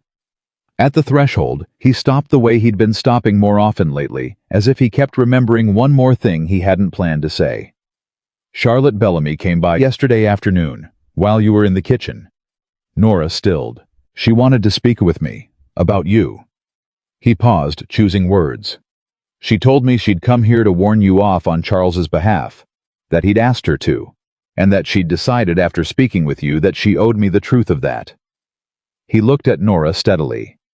"She also said something that I thought you should know." "What did she say?" "She said she'd spent 4 years trying to position herself as the right woman for this household, and she'd never once done anything that actually helped it." He held Nora's gaze. "She said that took a particular kind of blindness to maintain, and she was sorry for it." Nora held that for a moment. Charlotte Bellamy, in her fine cream dress, sitting in this kitchen with her hands twisted in her lap, saying something honest for perhaps the first time in a long time. It was a harder image to dislike than she'd expected. "What did you tell her?" Nora asked. Thomas looked at her with that expression, the one that was further open than the day before, the door wider each morning. "I told her I appreciated it. And I told her the woman she was describing wasn't a particular threat to anything she'd actually built." He left. Nora stood in the kitchen with the fire and the coffee, and the particular silence of a morning that had shifted slightly on its axis, and she thought about what it meant to be underestimated by the right people at the right time, and have it turn slowly into something else entirely. Margaret Whitman arrived 12 days later. The wagon from town appeared at the end of the valley road late on a Tuesday afternoon, and Nora was at the fence near the kitchen garden when she heard it. She knew before she could see clearly something in the pace of the horse, something in the way her own body registered it before her eyes did. She walked to the yard and waited. Her mother climbed down from the wagon with the careful deliberateness of a woman who had been ill and was still proving to herself that she was past it. She was thinner than Nora had last seen her. Her hair had more gray. But her eyes, when they found Nora across the yard, were exactly as they had always been, clear and warm, and entirely capable of reading a room at 40 feet. They embraced without words. Nora felt her mother's arms tighten and let herself be held for a moment the way she hadn't been held since she was small. Then Margaret stepped back and looked at her daughter's face. She took her time with it. She read the 5 weeks of the ranch in Nora's eyes and posture, and the particular way she stood changed, but not broken. Stronger, but not hardened. "You look like you've been through something," Margaret said. "I have." "Are you all right?" "I am now." Margaret looked at the house. She looked at the yard. She looked at everything with the practiced eye of a woman whose relationship with this place was older than anything Nora had experienced here, and on her face moved something complicated: recognition, gratitude, relief. Thomas came out of the house. I walked across the yard and extended his hand, and Margaret took it, and the greeting between them had the quality of two people who had known each other across a long distance and are now recalibrating to the same space. "Mrs. Whitman, we're glad to have you back. Mr. Callahan." Margaret looked at him for a moment with those clear eyes. Then she looked at Nora. Then she looked back at Thomas. She did not say whatever she had just read in that exchange, because she was Margaret Whitman, and she had spent her life knowing exactly which things were hers to say and which were not. "It's good to be back," she said instead. Abby took Margaret inside. Nora stayed in the yard another moment. Thomas stood nearby, not moving to go. "She's exactly what you said she was," he observed.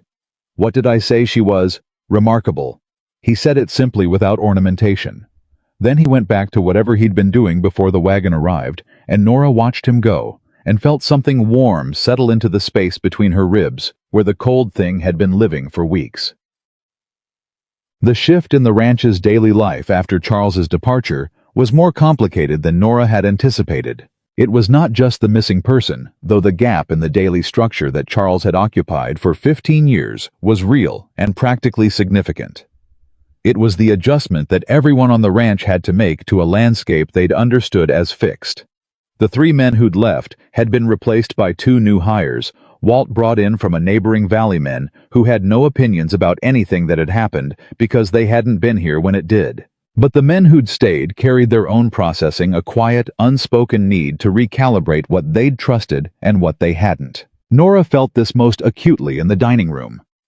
The morning meals were different. Same food, same table, but a different quality to the silence at the start of them.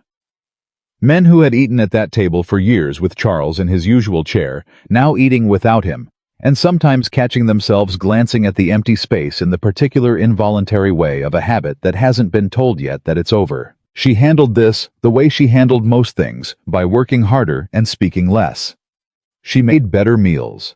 She learned the preferences of each man individually, who needed more in the morning, who couldn't eat much before midday heat, who had a particular weakness for the cornbread her mother now made better than she did. She made the table a place that people came to, because the food was good, and the routine was steady, and slowly over the course of 2 weeks, the quality of the silence at breakfast changed from something uneasy into something simply comfortable. Walt noticed. He came to her in the kitchen one evening and said with characteristic economy, "You did that deliberately." "Did what?" He looked at her with the expression of a man who is not going to pretend he didn't see what he saw. "Made them feel like the table was still theirs." She kept washing dishes. "It is still theirs. You know what I mean. The ranch keeps going," she said. "That's the only message that matters right now. Everything else follows from that." Walt was quiet for a moment. Then he said, "Thomas is lucky you came here." She turned and looked at him. Walt Briggs was not a man who said things he didn't mean, and he was not a man who gave compliments casually. She let it land the way it was meant. "So is my mother," she said. "So am I." The twist arrived 3 weeks after Charles's departure in the form of a letter. It came from the territorial court in Bozeman, addressed to Thomas. And Thomas brought it to the kitchen in the late afternoon with an expression that she'd learned to read. Not alarm, but the controlled tension of a man who has just received something that requires careful thinking before action. He set it on the table and stood back and looked at it, and then at her, and she understood that he was about to tell her something that she was not going to like. "Charles's attorney has filed a counterclaim." He pulled out the chair across from her and sat. "He's not contesting the accounting evidence directly. He's contesting the means by which it was gathered." She went still. "He's arguing that the shadow ledger was obtained illegally, that you entered the supply barn after hours without authorization and removed private records without the owner's consent." Thomas kept his voice level and deliberate. "He's arguing that Charles Whitmore maintained a secondary record-keeping system for legitimate estate planning purposes, a private document, and that you stole it and presented it to a judge as evidence of wrongdoing." The room was completely quiet. Nora sat with this. She sat with it the way she'd sat with hard things throughout this entire affair, not flinching away from it, letting its full weight rest in her hands so she could feel exactly how heavy it was. "He's saying I stole from him," she said. "His attorney is saying it, which means it will be examined in court. And the entry records, the delivery discrepancies, the original ledger, all still viable. But if the shadow ledger is excluded from evidence, if the judge rules it inadmissible because of how it was obtained..." He stopped. "The case gets harder. Not impossible, but harder." She thought about the supply barn at night. She thought about Walt standing outside. She thought about the book in her hands, and the moonlight through the window, and Charles's lantern swinging in the dark. "I went into that barn with Walt's knowledge," she said. "I didn't remove the book initially. I copied figures from it and replaced it. The book itself was retrieved by Walt the following day." "At my direction," Thomas said. "I directed Walt to retrieve it." Their eyes met across the table. "You retrieved it," she said slowly. "From a building on your own property. A record book kept on your ranch inside your supply barn by your employee." Thomas looked at her steadily. "A ranch owner has the right to access all records kept on his property by his employees as part of their employment duties. An employee does not retain private ownership of records created in the course of employment. That's what your attorney will argue. That's what is legally accurate." He folded the letter and set it down. "It's going to be contested, but the ground is defensible." She leaned back and let out a long breath. The ceiling of the kitchen was familiar to her now, every beam of it, the exact placement of the hooks where pots hung. She'd spent a lot of moments in this kitchen looking up while she sorted out how to handle the next thing. "There's something else." His voice had changed slightly, gone a degree quieter. "Charles's attorney has requested to depose you, formally, under oath, about what you observed and when, and what your relationship with this household was when you gathered the evidence. What he means is, he wants to establish that I had personal motivations to destroy Charles." "Yes." She looked at Thomas. He looked back at her with the steady, open expression that she had come to understand meant he was about to say something that was honest at some cost to himself. "Your relationship with me will come up," he said. "Whatever that relationship is, however it's described, it will be used to argue that your testimony was not impartial." She understood. She had understood it for some time, though she hadn't let herself think about it directly. Whatever existed between her and Thomas Callahan, the mornings in the kitchen, the way he stopped in doorways the evening he'd asked her to stay, the particular quality of his attention whenever she was in a room, all of it now became a double-edged thing. Evidence of character and motive depending on who was doing the interpreting. "What would you like me to do?" she asked. I was quiet for a moment. "I'd like you to tell the truth, exactly as it happened, beginning to end, with nothing omitted and nothing softened." He looked at her steadily. "I'll do the same." She nodded. She picked up the letter and read it herself carefully, beginning to end. It was aggressive and well-constructed, and the attorney writing it had clearly thought hard about which angle would give his client the most room. But it was working with a version of events that was incomplete, and she had the complete version in her notebook and in her memory and in the testimony of Walt Briggs, who had seen everything she had seen. "When is the deposition?" she asked. 3 weeks. She folded the letter back into its original shape. "Then we have 3 weeks to make sure every piece of the record is organized and accounted for." He almost smiled. Not quite Thomas Callahan's smile was a subtle thing, but almost. "You're already planning." "I'm always planning." She stood and put the letter on the table. "Right now, I need to start supper." He caught her hand as she moved past him. Not firmly, just to touch the back of her hand, brief and deliberate, the first time he had done anything of the kind. She stopped. She looked down at his hand, and then at his face. "Thank you," he said, "for not being frightened of this." "I am frightened of it." She kept his gaze. "I'm doing it anyway." He released her hand. She went to the stove. The fire needed building up, and the potatoes needed starting, and there were 12 men to feed in an hour, and the deposition was 3 weeks away, and her mother was in the pantry, humming something low and familiar, and Thomas Callahan was sitting at her kitchen table, not moving to go, and the evening outside was settling into the long blue quiet of a Montana spring. It was enough to do. It was more than enough to face. But Nora had learned in the weeks since she'd ridden into this valley on an old horse in a worn coat that enough and more than enough were always the same thing when you had decided not to look away. The deposition took place in a meeting room at the county clerk's office in town. Thomas came with her. Walt came with her. A man named Harker the attorney, Thomas had retained from Bozeman, came with them. A thin man of about 60, who said very little, but listened with the focused intensity of someone who is recording everything at a level below conscious thought. Charles's attorney was a man named Pratt, younger than Harker, more polished with the particular energy of someone trying to win something, rather than simply establish what was true. Nora sat across the table from Pratt and answered every question he asked. She had prepared for this, the way she prepared for everything, methodically, honestly, without ornamentation. She had gone through her notebook line by line with Harker and Thomas over 3 evenings. She had identified every moment where her account might be challenged and had clarified what she could prove and what was memory. She had decided with full awareness to say nothing she couldn't support and nothing she didn't believe. Pratt began with her background. How long she'd been at the ranch, her relationship with Thomas, whether she had discussed the accounting irregularities with Thomas before gathering the evidence herself. She answered. Yes, she had told Thomas she was going to look. Yes, he had agreed. No, he had not directed her to enter the supply barn that had been her decision and Walt's. Yes, she had copied figures from the shadow ledger the first night. Yes, Walt had retrieved the physical book the following day at Thomas's direction. No, she had not known when she arrived at Callahan Ranch that any irregularities existed. Yes, she had been concerned about Charles Whitmore from approximately the 11th day of her employment. Miss Whitman. Pratt set down his pen. He had the manner of someone preparing to land something significant.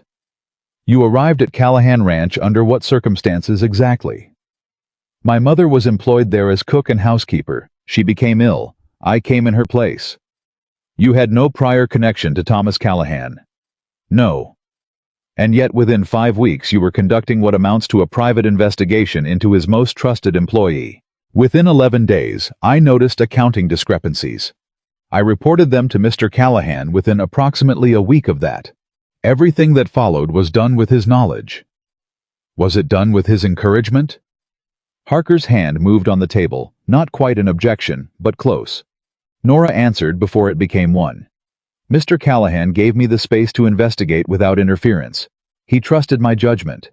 Whether that constitutes encouragement depends on your definition. Pratt looked at her with the expression of a man recalibrating.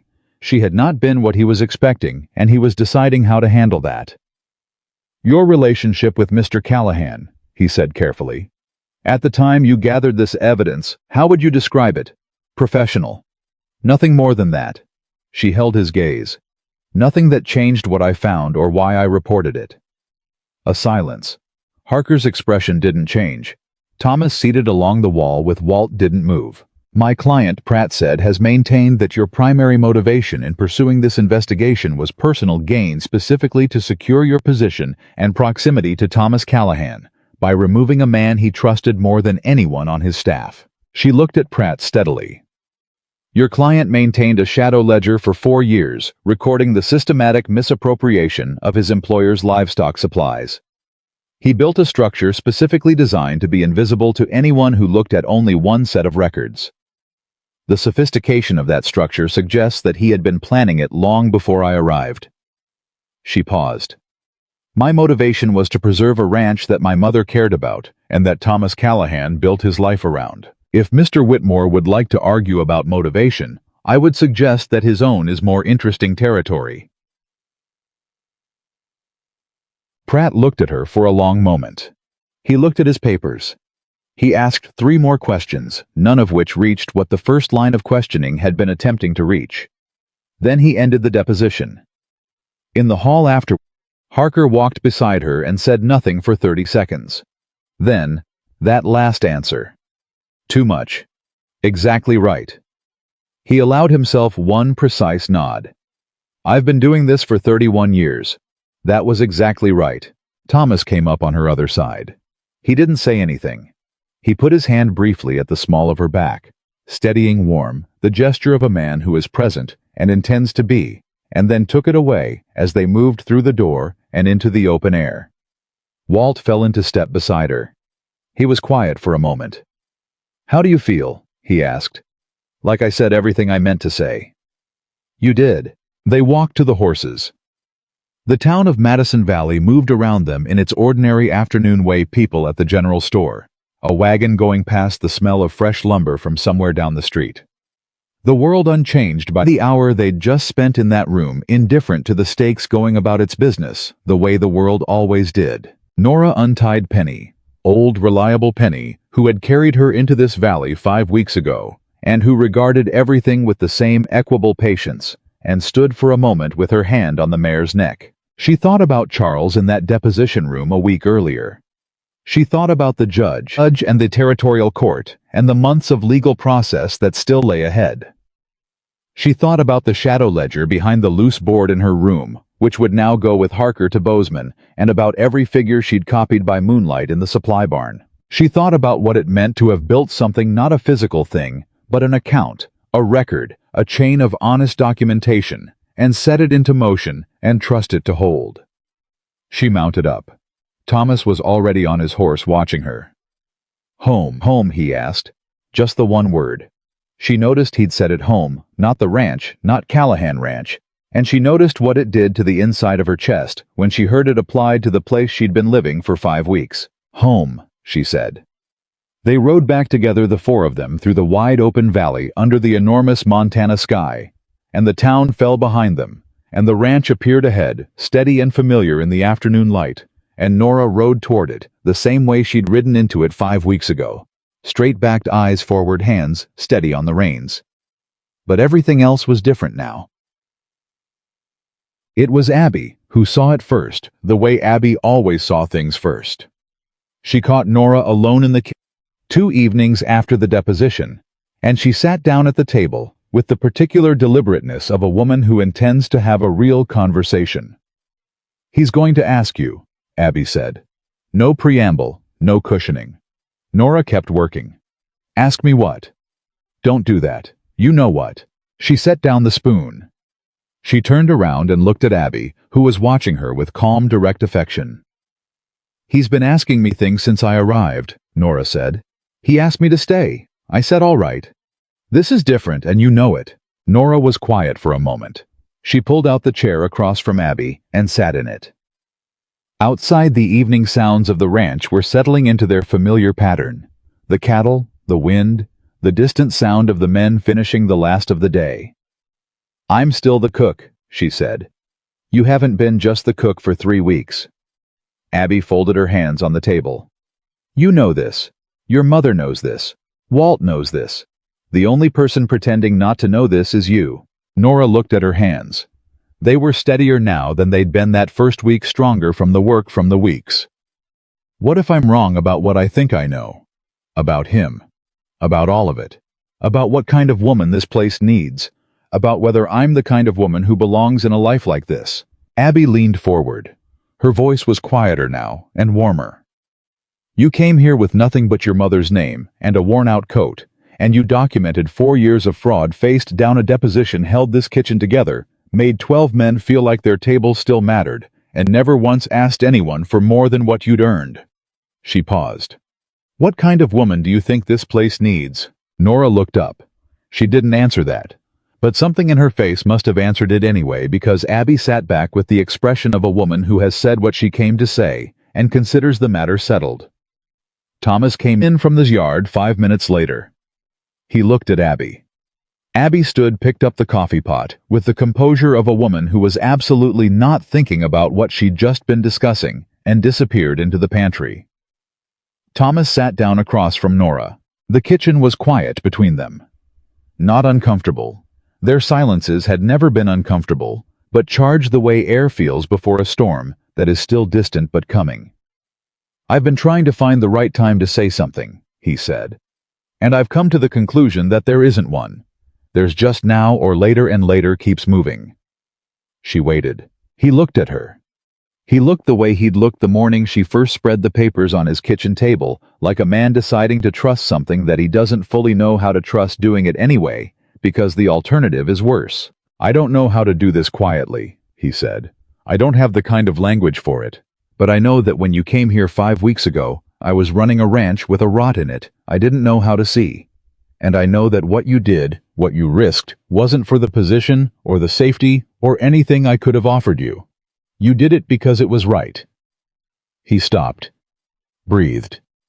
"And I know that every morning when I come down those stairs, the thing I'm looking forward to is not the coffee." The kitchen held very still. "Thomas." Her voice was quieter than she intended. "I'm not asking you to answer me tonight." He met her eyes. "I'm not even asking you to have an answer yet. I'm just telling you what is true, because you have never let me get away with anything less than that, and I am not going to start now." She looked at him across the table. She looked at the man who had given her a chance when he didn't have to, who had held steady when Charles tried to discredit her, who had sat in this kitchen the night it was all over, and asked her to stay with the honesty of someone who had run out of room for anything else. She looked at everything 5 weeks had built between two people who had both learned at considerable cost not to trust easily. "The coffee," she said. "Is it that bad?" Something broke open in his face. Not the almost smile she'd seen before, but the actual thing, warm and slightly surprised, like a door that has finally been pushed all the way open. "The coffee is excellent," he said. "That's the problem." She laughed. Quietly, genuinely, the kind of laugh that arrives when you've been holding a great deal for a long time and something suddenly and unexpectedly lightens it.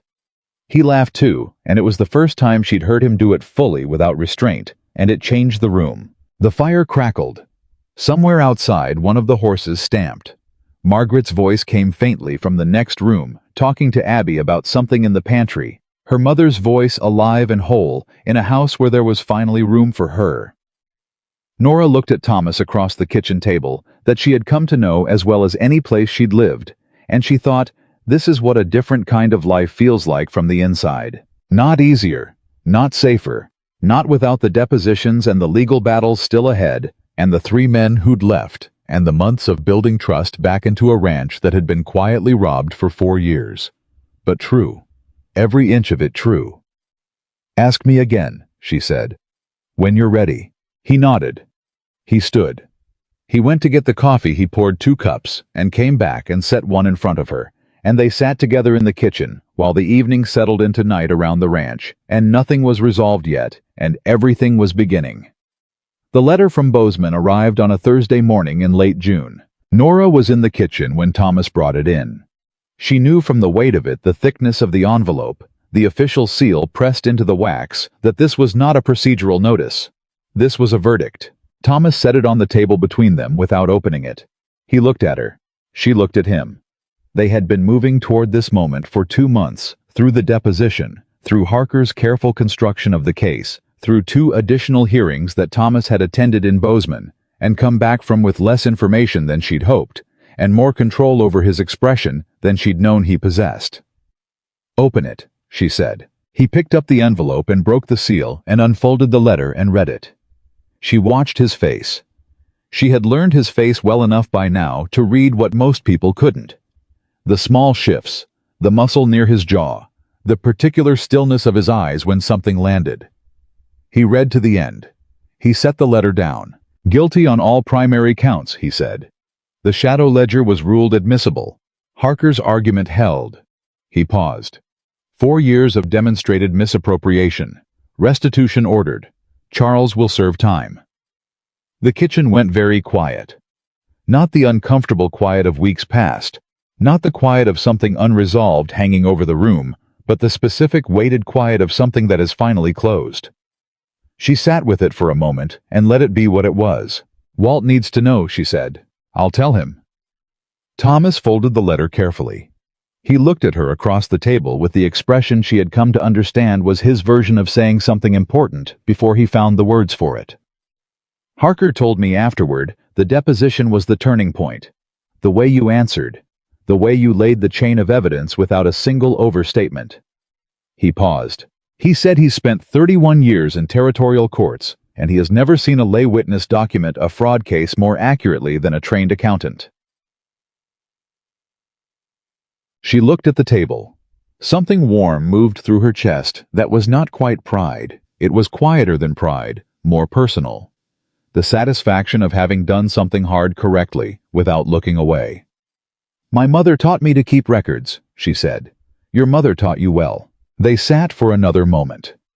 Then she stood and smoothed her apron and said she needed to start the morning meal, and Thomas did not argue with this because he had learned over 2 months that work was how Nora processed the things that mattered most to her. He stayed at the table while she moved around the kitchen.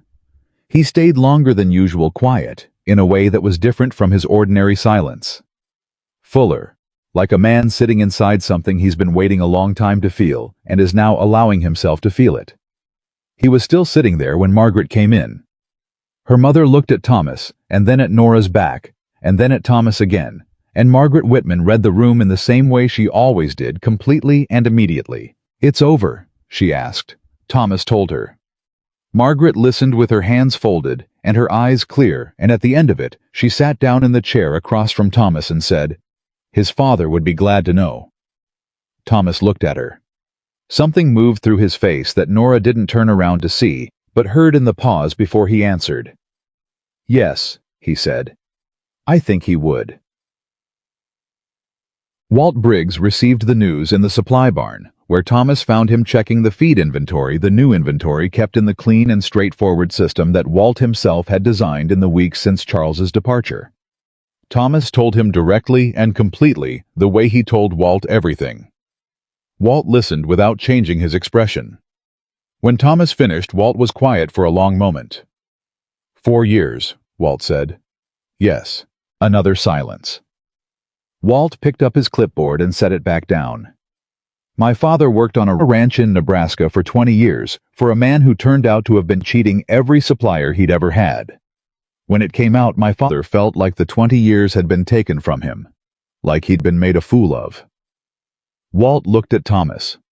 I've been carrying 4 years of that feeling. I needed you to know that. Thomas held his gaze. I know. It's done now. Walt picked up the clipboard again.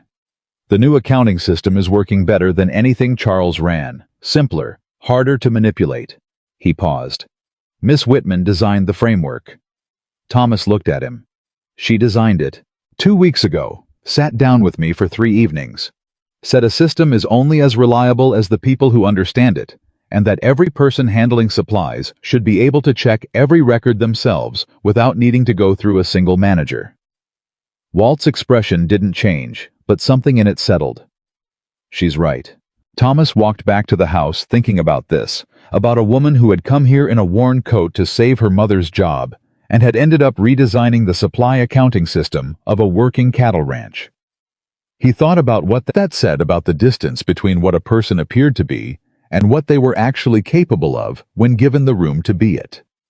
He thought about the question he'd been meaning to ask for 3 weeks and had kept finding reasons to delay. He decided the delays were finished. He found her that evening in the kitchen garden. This was new.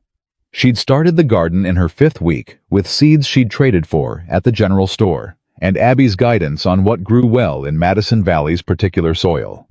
It was not yet much a rectangle of turned earth, with green things just beginning to show.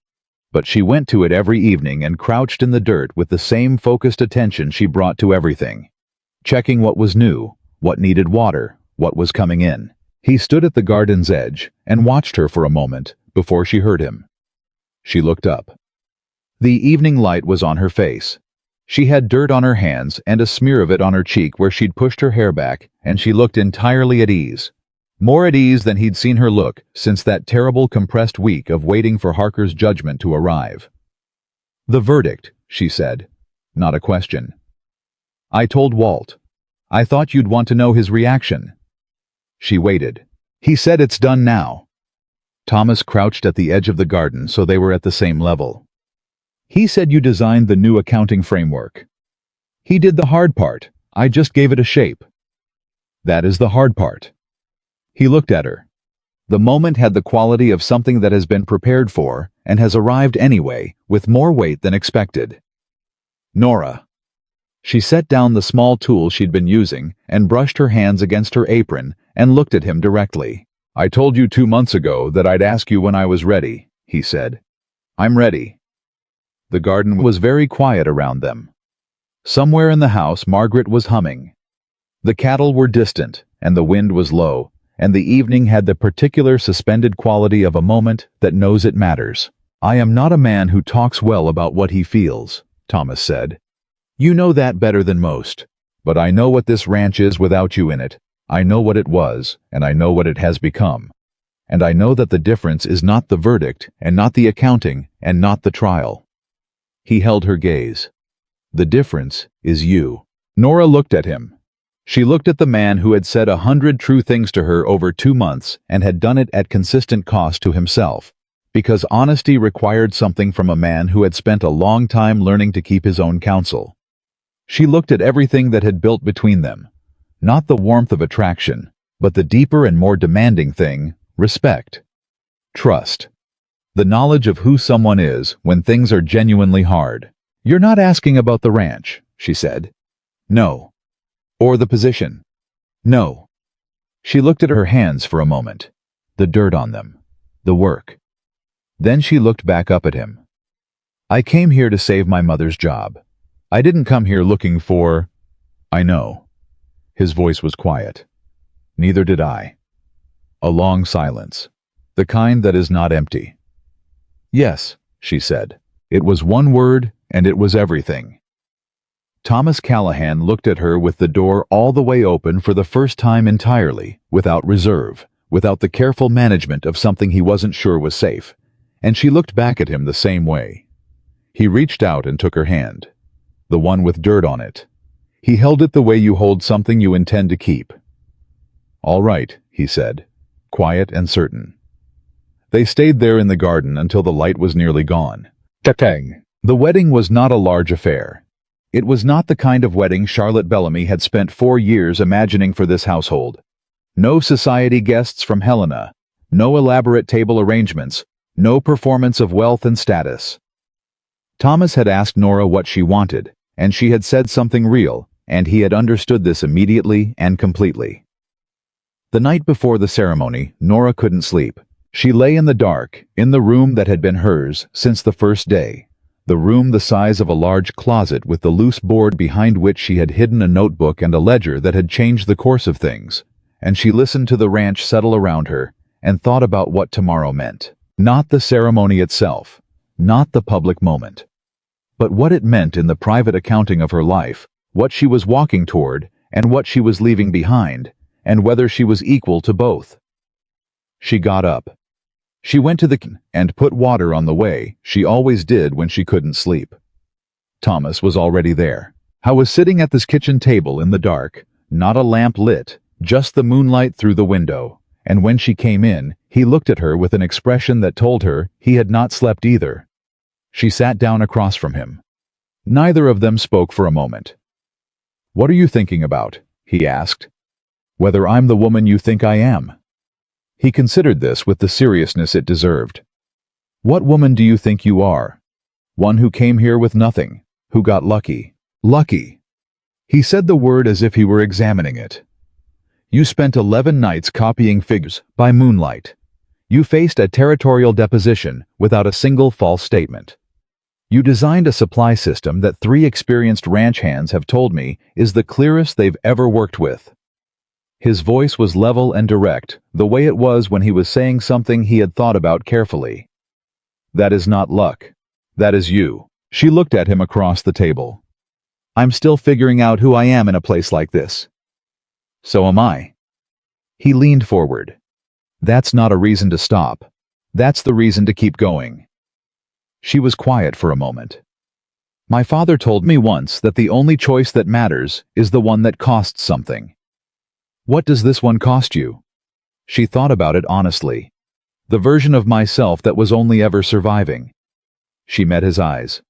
"I'm not sure I'll miss her." Something moved through his face that was complete and unguarded. He reached across the table and took both her hands. "I will take good care of you," he said. Not as a promise made to impress, but as a statement of intent, from a man who understood the weight of what he was saying. Not because you need it, because you deserve it. She turned her hands over and held his. They sat in the kitchen in the dark, hands together on the table, and talked until the sky outside the window began to change. Not about the ceremony or the future in any abstract sense, but about the particular things, what they wanted to build, what they both found hard, where they disagreed, what they hoped for, in specific and honest terms. It was the best conversation she'd ever had in her life, and she knew it while it was happening. When the first light came through the window, she got up and built the fire and started the coffee, and he sat at the table and watched her. And it was exactly like every other morning, and entirely different from all of them. The ceremony was held in the yard. The ranch hands stood in a loose group, including the 2 new men Walt had hired, who had been here long enough now to feel the occasion as theirs. Abby stood beside Margaret, who wore her good dress and held herself with the quiet dignity of a woman watching something she had hoped for but had not allowed herself to expect. Walt stood as Thomas's witness. He wore his good shirt and stood with his hands folded in front of him, and his expression was the most open Nora had ever seen it.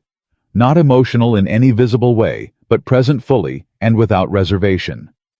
Charlotte Bellamy came. Nora had not expected this. Charlotte arrived just before the ceremony quietly, without her usual presentation, dressed simply, no particular effort to be noticed. She stood at the back of the gathered group, and when Nora caught her eye across the yard, Charlotte gave a single nod. Nothing elaborate, just acknowledgement. The gesture of a woman who has made a decision about who she wants to be and is making it visible. Nora nodded back. The minister from Madison Valley was a practical man who understood that the people in front of him were not given to excess, and he kept his words proportional to this understanding. When he reached the vows, Nora listened to Thomas say his quietly without performance, looking at her the entire time with the door all the way open expression she had come to love, and then it was her turn. She paused, not from hesitation, not from doubt, but because she had learned in 2 months of this ranch, and everything it had asked of her, that the things that matter deserve to be felt fully in the moment of their arrival, not rushed past in the anxiety of being seen. She said every word deliberately. She said them the way she wrote figures in her notebook with full attention, nothing skipped, each one placed where it belonged. When she finished, Thomas took her hands the same way he had in the kitchen the night before, and his grip said everything. His words didn't need to. Abby made a sound beside Margaret. Not crying. Abby was not a woman who cried publicly, but the sound of someone who has been holding something for a long time and has finally been permitted to set it down. Margaret reached over and squeezed Abby's hand without looking at her. Walt cleared his throat and looked at the horizon with the expression of a man who is moved and has decided that the horizon is a reasonable place to put his face while this is happening. One of the newer hands, a young man named Cole, who had been at the ranch for 6 weeks and had formed his entire understanding of what Callahan Ranch was from the version of it that existed after Charles leaned over to the man beside him and said quietly, "Is it always like this here?" The man beside him, one of the longer-serving hands who'd stayed through everything, said, "No, it's better now." Doug. The twist that no one had fully anticipated arrived 6 days after the wedding. Harker sent a letter. Not about the verdict that was settled, but about the full accounting that the Territorial Court's financial examiner had completed as part of the restitution order. Thomas brought it to the kitchen and read it aloud at the table with Nora and Walt sitting across from him. And by the 3rd paragraph, the kitchen was very quiet. Charles Whitmore had not acted entirely alone. The examiner had traced the misappropriated funds, not just their absence from the ranch's accounts, but their destination. A portion had gone to Charles's personal account, but a larger portion channeled through the inflated supply invoices had gone to a merchant in Helena, a man named Aldous Greer, who had been supplying falsely inflated invoices in exchange for a percentage of the difference. Greer. The same name as the landlord who had threatened to evict Nora and her mother. The room went completely still. Nora looked at Thomas. Thomas looked at the letter. "That's not the same man," she said carefully. The landlord who'd threatened them was a local man, not a Helena merchant. "It's his brother," Thomas said. He was reading further. The examiner found a correspondence between them. The Madison Valley landlord Joel Greer directed his brother Aldous toward Callahan Ranch when Aldous was looking to expand his supply arrangements. Joel Greer collected a referral sum. He set the letter down. The man who was threatening to put your mother out of her home was receiving money that originated from the fraud being run against this ranch. The silence was unlike any previous silence in that kitchen. Nora sat with it. She sat with the full shape of it, the circle of it, the terrible neatness of it. Her mother's illness, the threatened eviction, the letter from Callahan Ranch, the old horse, the worn coat, the long road to Madison Valley. Every step of the path that had brought her here had been shaped at least in part by a web that extended further than anyone had understood. "He didn't know who I was," she said slowly. "When I arrived, Charles didn't know I was connected to Joel Greer's tenant." "No." Thomas's voice was controlled. "It was coincidence, the kind that only exists because the web was wide enough." Walt leaned back in his chair. His jaw was set. "What happens to Greer?" "Both of them." Thomas looked at the letter. "The examiner has referred both to the territorial court. Aldous Greer faces the same fraud charges as Charles. Joel Greer faces charges related to his role in the referral." He paused. "The letter says that any tenants of Joel Greer who were threatened with eviction during the period in question may be entitled to recourse." Nora heard this and felt something shift in her chest so completely that she had to press her hand flat on the table to stay steady. The eviction notice. The 60 days. The panic that had driven her mother to write to Callahan Ranch and driven Nora herself onto Penny's back and down a long road to a place she'd never been. All of it connected. All of it traceable back to the same source.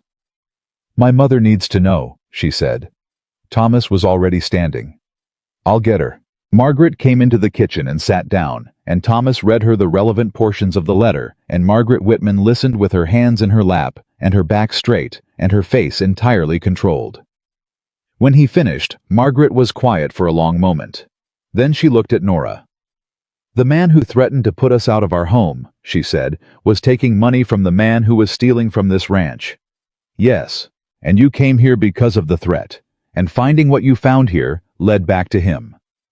Margaret absorbed this with the thorough, methodical attention of a woman who has spent her life understanding how power moves through systems she was never meant to see clearly.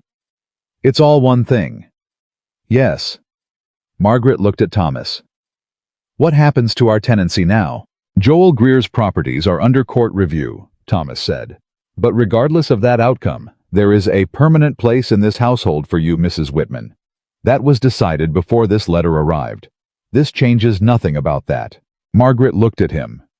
She looked at him with the complete, clear appraisal of a woman who has been assessing other people's character her whole working life as a matter of practical survival, and what she found in his face appeared to satisfy her entirely. "Thank you," she said, simply and completely. She went back to the pantry. The kitchen resumed breathing. The legal proceedings against the Greer brothers extended through the summer and into the fall. Nora was not required to appear again. Her deposition stood, and the connections between Charles Whitmore and Aldous Greer were documented in the supply invoices and correspondence that the court examiner had already assembled. But she followed the case through Harker's regular letters, and she sat with Thomas each time one arrived, and they read them together at the kitchen table, the way they had come to do all things of consequence, side by side without pretense, with the full attention that important things deserved. Aldous Greer was found guilty in September. His supply arrangement with Charles had been running for 3 years, 2 years longer than anyone had initially estimated.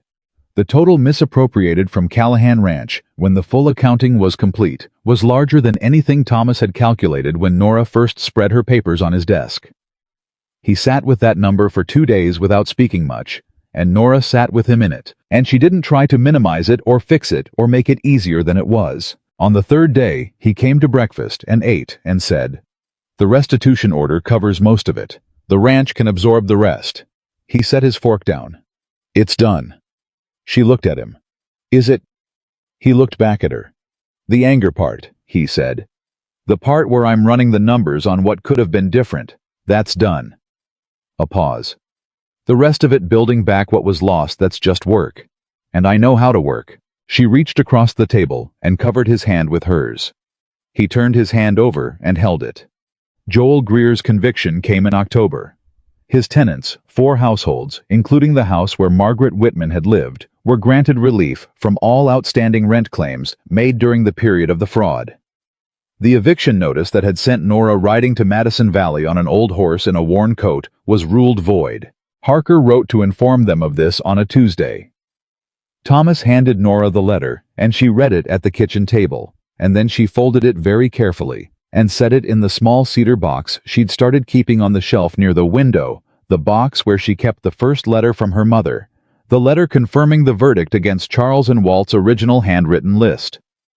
Margaret, when told, said only, "That house was cold in winter anyway." Abby laughed. Nora laughed. Even Thomas, sitting at the far end of the table, allowed himself the full version of the smile that Nora had been watching develop since the evening in the kitchen garden. What Nora built at Callahan Ranch in the months that followed was not what she had imagined when she'd ridden into Madison Valley in April. She had imagined in those early weeks that success meant doing the job well enough not to be sent away. That the ceiling of what was possible was stability. Her mother, safe herself, employed the worst of the financial pressure lifted. The accounting system she and Walt developed together became, by the following spring, the model for 3 other ranches in Madison Valley, whose owners had come to Thomas asking how his books had become so clean and trackable in the aftermath of what should have been a destabilizing scandal. Thomas pointed them to Walt, and Walt pointed them to the framework Nora had designed, and the framework, simple, transparent, designed so that no single person controlled any single point of entry traveled outward into the valley. She hadn't designed it to travel. She'd designed it to be honest. The traveling was its own reward. The kitchen garden that had been a rectangle of turned earth in June became by August a real productive thing. Tomatoes, root vegetables, herbs that Margaret used in ways that made the kitchen smell like something more than sustenance. The 2 women worked it together on the evenings when the day's other work was done. Sometimes talking and sometimes not, in the comfortable way of people who know each other well enough that silence is not a failure of connection. Abby, who had been planning quietly for 2 years to move closer to her sister in the next valley, found that she no longer wanted to. She told this to Nora without embarrassment. "It's different here now," she said. "It didn't used to feel like this." Like what? Abby thought about it. Like it's going somewhere. Like there's a direction. Nora understood this. The ranch had always been Thomas's in the legal and historical sense, his name on the deed, his father's name before that. But in the months since April, it had become something else as well, a place that more than one person was building, that carried more than one person's investment. That distinction was felt differently than it could be explained, but Abby felt it, and Walt felt it, and even the newer hands felt it in the quality of the daily work. Charlotte Bellamy came to call in November. She came alone on a weekday afternoon, without her usual social infrastructure. She asked for Nora specifically. Nora brought tea, and they sat in the kitchen, not the sitting room, and Charlotte looked at the room the way she'd been looking at things differently for some time now. "I want to tell you something," Charlotte said, "and I want to do it correctly." Nora waited. "I spent 4 years in this house, not living in it, but present in it, trying to make myself into the right version of what I thought Thomas needed. And every time I came here I was performing. The clothes, the manner, the right things to say to the right people." She held her cup in both hands. "I never once thought to look at what was actually happening, the accounts, the supplies, the way the ranch was actually running." She paused. "You were here for 11 days before you noticed what no one else had noticed in 4 years. And the only reason for that difference is that you were actually paying attention." Nora looked at her steadily. "You came to warn me off. That took something to come back from." "It took several weeks and a significant amount of embarrassment," Charlotte said with a wryness that sat more naturally on her than anything Nora had seen from her before. "I also want you to know the things I said in the sitting room that day. About women knowing their place. About what kind of woman this household needed." She set her cup down. "I was wrong. In every particular. Nora was quiet for a moment. Then, "What are you going to do with that?" Charlotte looked up. "I don't understand the question." "You've spent 4 years learning the wrong thing. What are you going to do now that you know it?" Charlotte held her gaze. It was a real question, and she treated it as one without deflecting. "I've been thinking about that. My father's business. He's been wanting to bring in someone to manage the correspondence and accounts. I've been declining for 2 years because I thought it was beneath what I should be doing with my time." She paused. "I think I was mistaken about what my time is for." Nora nodded. "Good." They finished the tea. Charlotte left, and this time she left differently, without the performance of departure, without the particular arrangement of herself that she usually employed. Just a woman walking out a door toward something she was still figuring out. Nora watched her go, and felt something she hadn't expected: genuine goodwill. Not forgiveness. Exactly what Charlotte had done hadn't required the kind of forgiveness that demanded a ceremony, but something simpler and more useful. The recognition that people are capable of being different from who they have been, and that this capability is one of the more important things about them. On the last evening of November, Thomas came to find her in the garden that was finished for the season. Now the earth turned over and resting, but that she still came to in the evenings, out of the habit of it. He stood beside her, and they looked at the turned earth together. "Walt says the spring inventory looks strong," he said. "I know, he showed me the projections." The 3 other ranches that adopted the accounting framework, Morrison sent a letter. He said it's already surfaced a discrepancy in his supplier relationship, small but real. She looked up at him. "Is he going to act on it?" "He already has." A pause. "He credited you by name in the letter." She looked back at the garden. Something warm moved through her that she didn't immediately name. Then she did. It was the feeling of having done something that went further than herself. Not the verdict, not the restitution. Those were justice, and justice was its own thing. But the framework, the system, the simple and honest structure that she and Walt had built, so that no one person could stand between a ranch and the truth of its own accounts, that was a contribution, and it was traveling outward into the valley in ways she hadn't planned and couldn't control, and that was better than planning. "My father would not have believed this," she said, not sadly, just honestly. What would he have believed? She thought about it. That a worn coat and an old horse were the beginning of it. Thomas looked at her with the expression that was entirely his. The door all the way open. The warmth of a man who has decided to stop managing the distance between himself and what he feels. "They were," he said. She leaned into him. He put his arm around her, and they stood in the garden in the late November cold, and the ranch moved around them in its familiar rhythms. Cattle wind, the distant sound of the men finishing the day, and above them, the Montana sky came down large and clear and full of stars, in the way it only does when the air is cold enough to make every one of them precise. She thought about the April morning when she'd ridden down this valley road on Penny's back, not knowing what was waiting at the end of it. She thought about the 11 days of noticing. The supply barn at night. The shadow ledger in Charles Whitmore's careful hand. Walt across the kitchen table. Thomas at his desk. The deposition room. The verdict. The wedding in the yard with Abby not quite crying, and Margaret holding her hand. She thought about her mother in the kitchen right now, humming, making something warm for the evening meal. She thought about the garden under her feet resting. Everything had started with a letter and an old horse and a daughter who loved her mother enough to ride into the unknown without knowing what the unknown would ask of her. Everything had grown from that, not neatly, not without cost, not without the nights of fear and the weeks of holding steady when everything wanted to move. But it had grown. That was the thing about honest work. It grew. Thomas pressed his lips to her temple quietly. The way he did most things, without announcement, without excess, with the full weight of what he meant behind the simple gesture. "Come inside," he said. "It's cold." She stayed one more moment, hand pressed lightly to the resting earth of the garden, and then she turned and walked with him toward the house where the light was warm, and her mother was humming, and supper was nearly ready. Eleanor Whitman had ridden into Madison Valley with nothing but her mother's name and a willingness to do what was hard. What she wrote out of it every morning, every season, was something she had built with her own hands, in her own way, on ground she had earned. That was enough. That was everything.